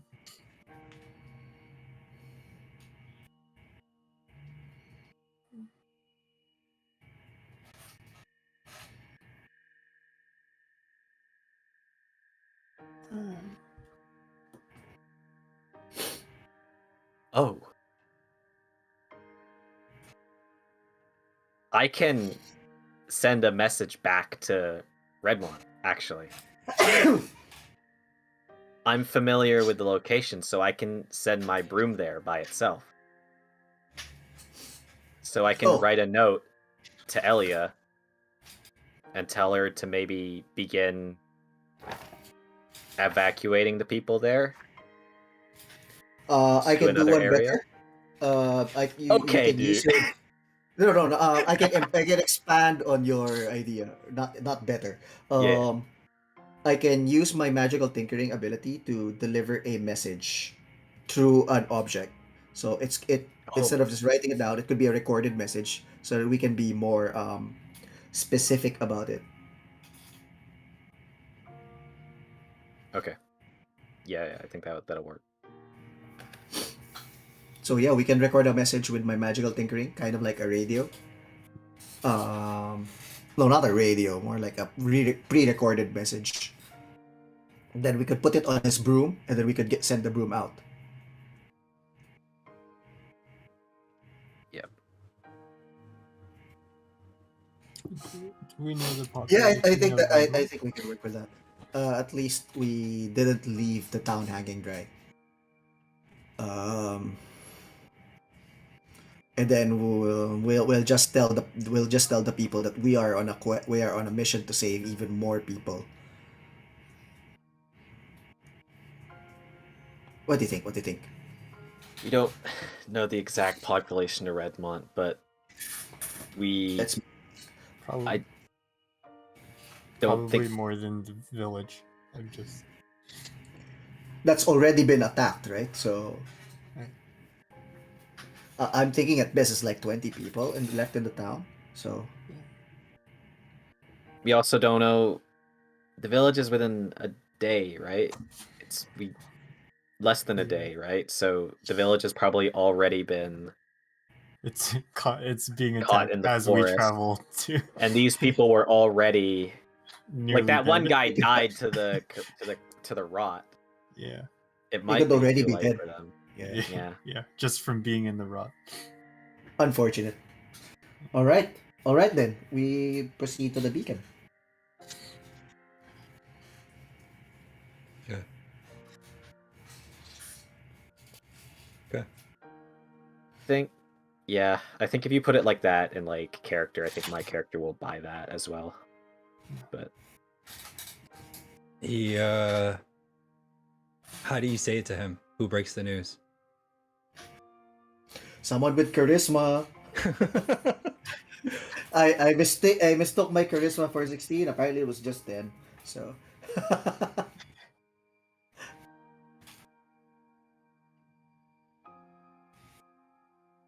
Who says who wants to say it? I will I'll heal these two people here Okay. first. That's since we're out of combat, right? I'll just use Sure. 2 healing lights. Okay. So you're able to heal the woman. The Yeah. man you cannot. Okay. He succumbed to the rot, right? Yeah. Okay.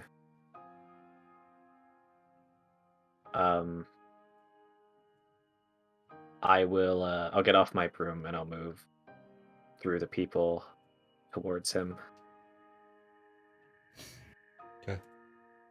I'll put my hand on his is this guy like wounded as well? Yeah. yeah, Very badly wounded.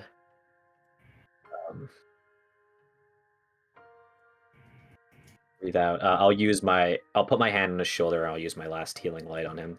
Okay. I'm sorry. I want nothing more than to go and save your people as well. But by straying from our path, we put the entire city of Redmont at risk. What are you saying?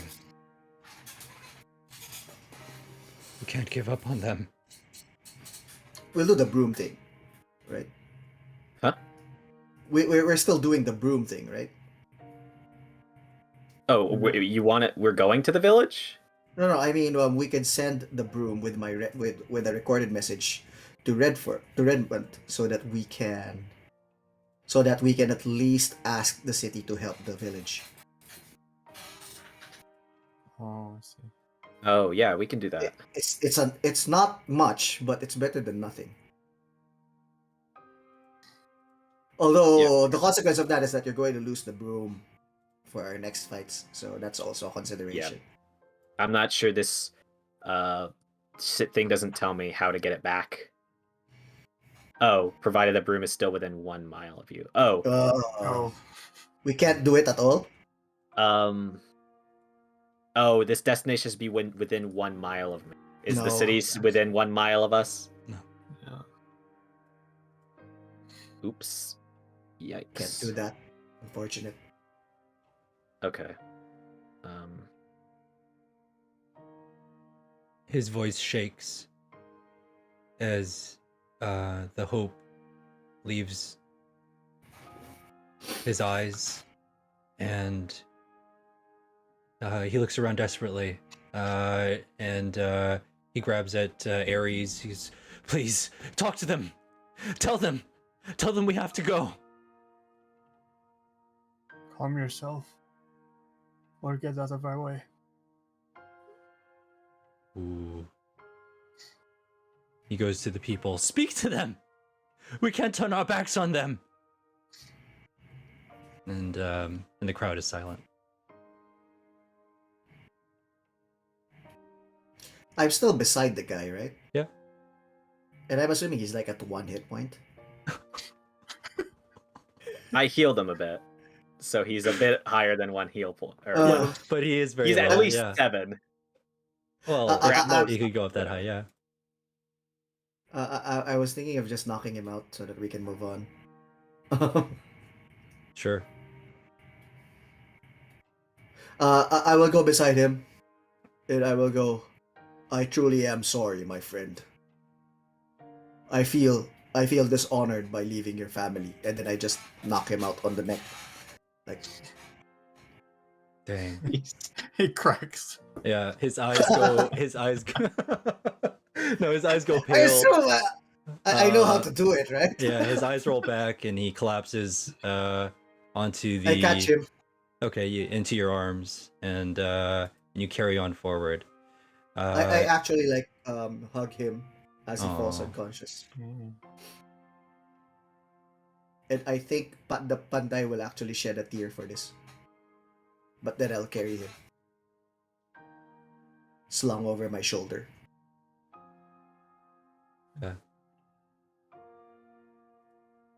You make it. Your people, Oh yeah. your people, your menfolk do not cry so much, but we believe in our emotions. As I start helping to pull the wagon again with tears in my eyes, I'm saying, I truly am sorry for your town. And you see that kind of echoed across the crowd. Some of them are in tears as well. Some of them are trying to hold their resolve. Either way, you make it to the cliff's edge, where you'll have to descend to make it to the beacon.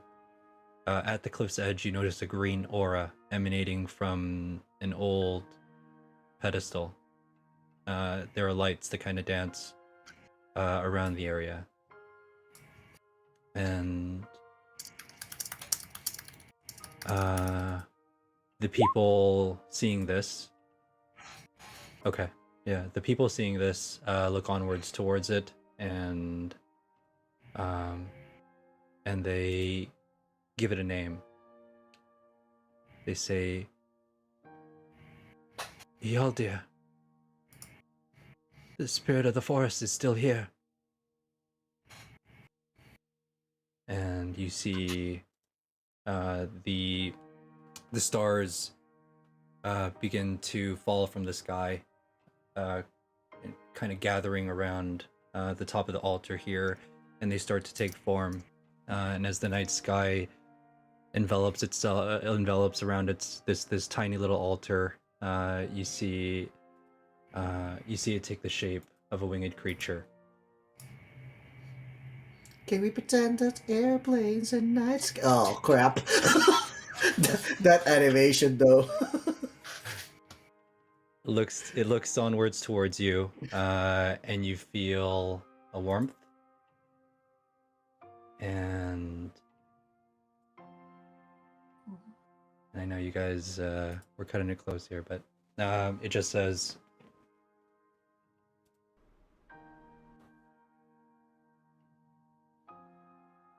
The time for peace has passed.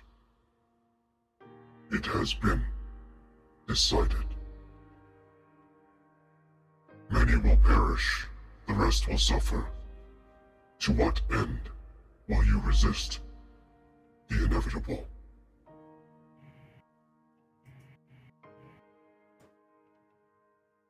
That's a cool animation. yeah, I love it. But that's where we'll end the session, and I'll let you guys respond at the top of the final installment of Spindles and Strings. Thank you guys for watching. If you're still sticking around, pop a comment in the chat as we are about to say goodbye here. I don't know that anybody is still in here. So if not, we have a Strixhaven code. yeah, we're giving away a Strixhaven copy. I'm just asking for a little comment.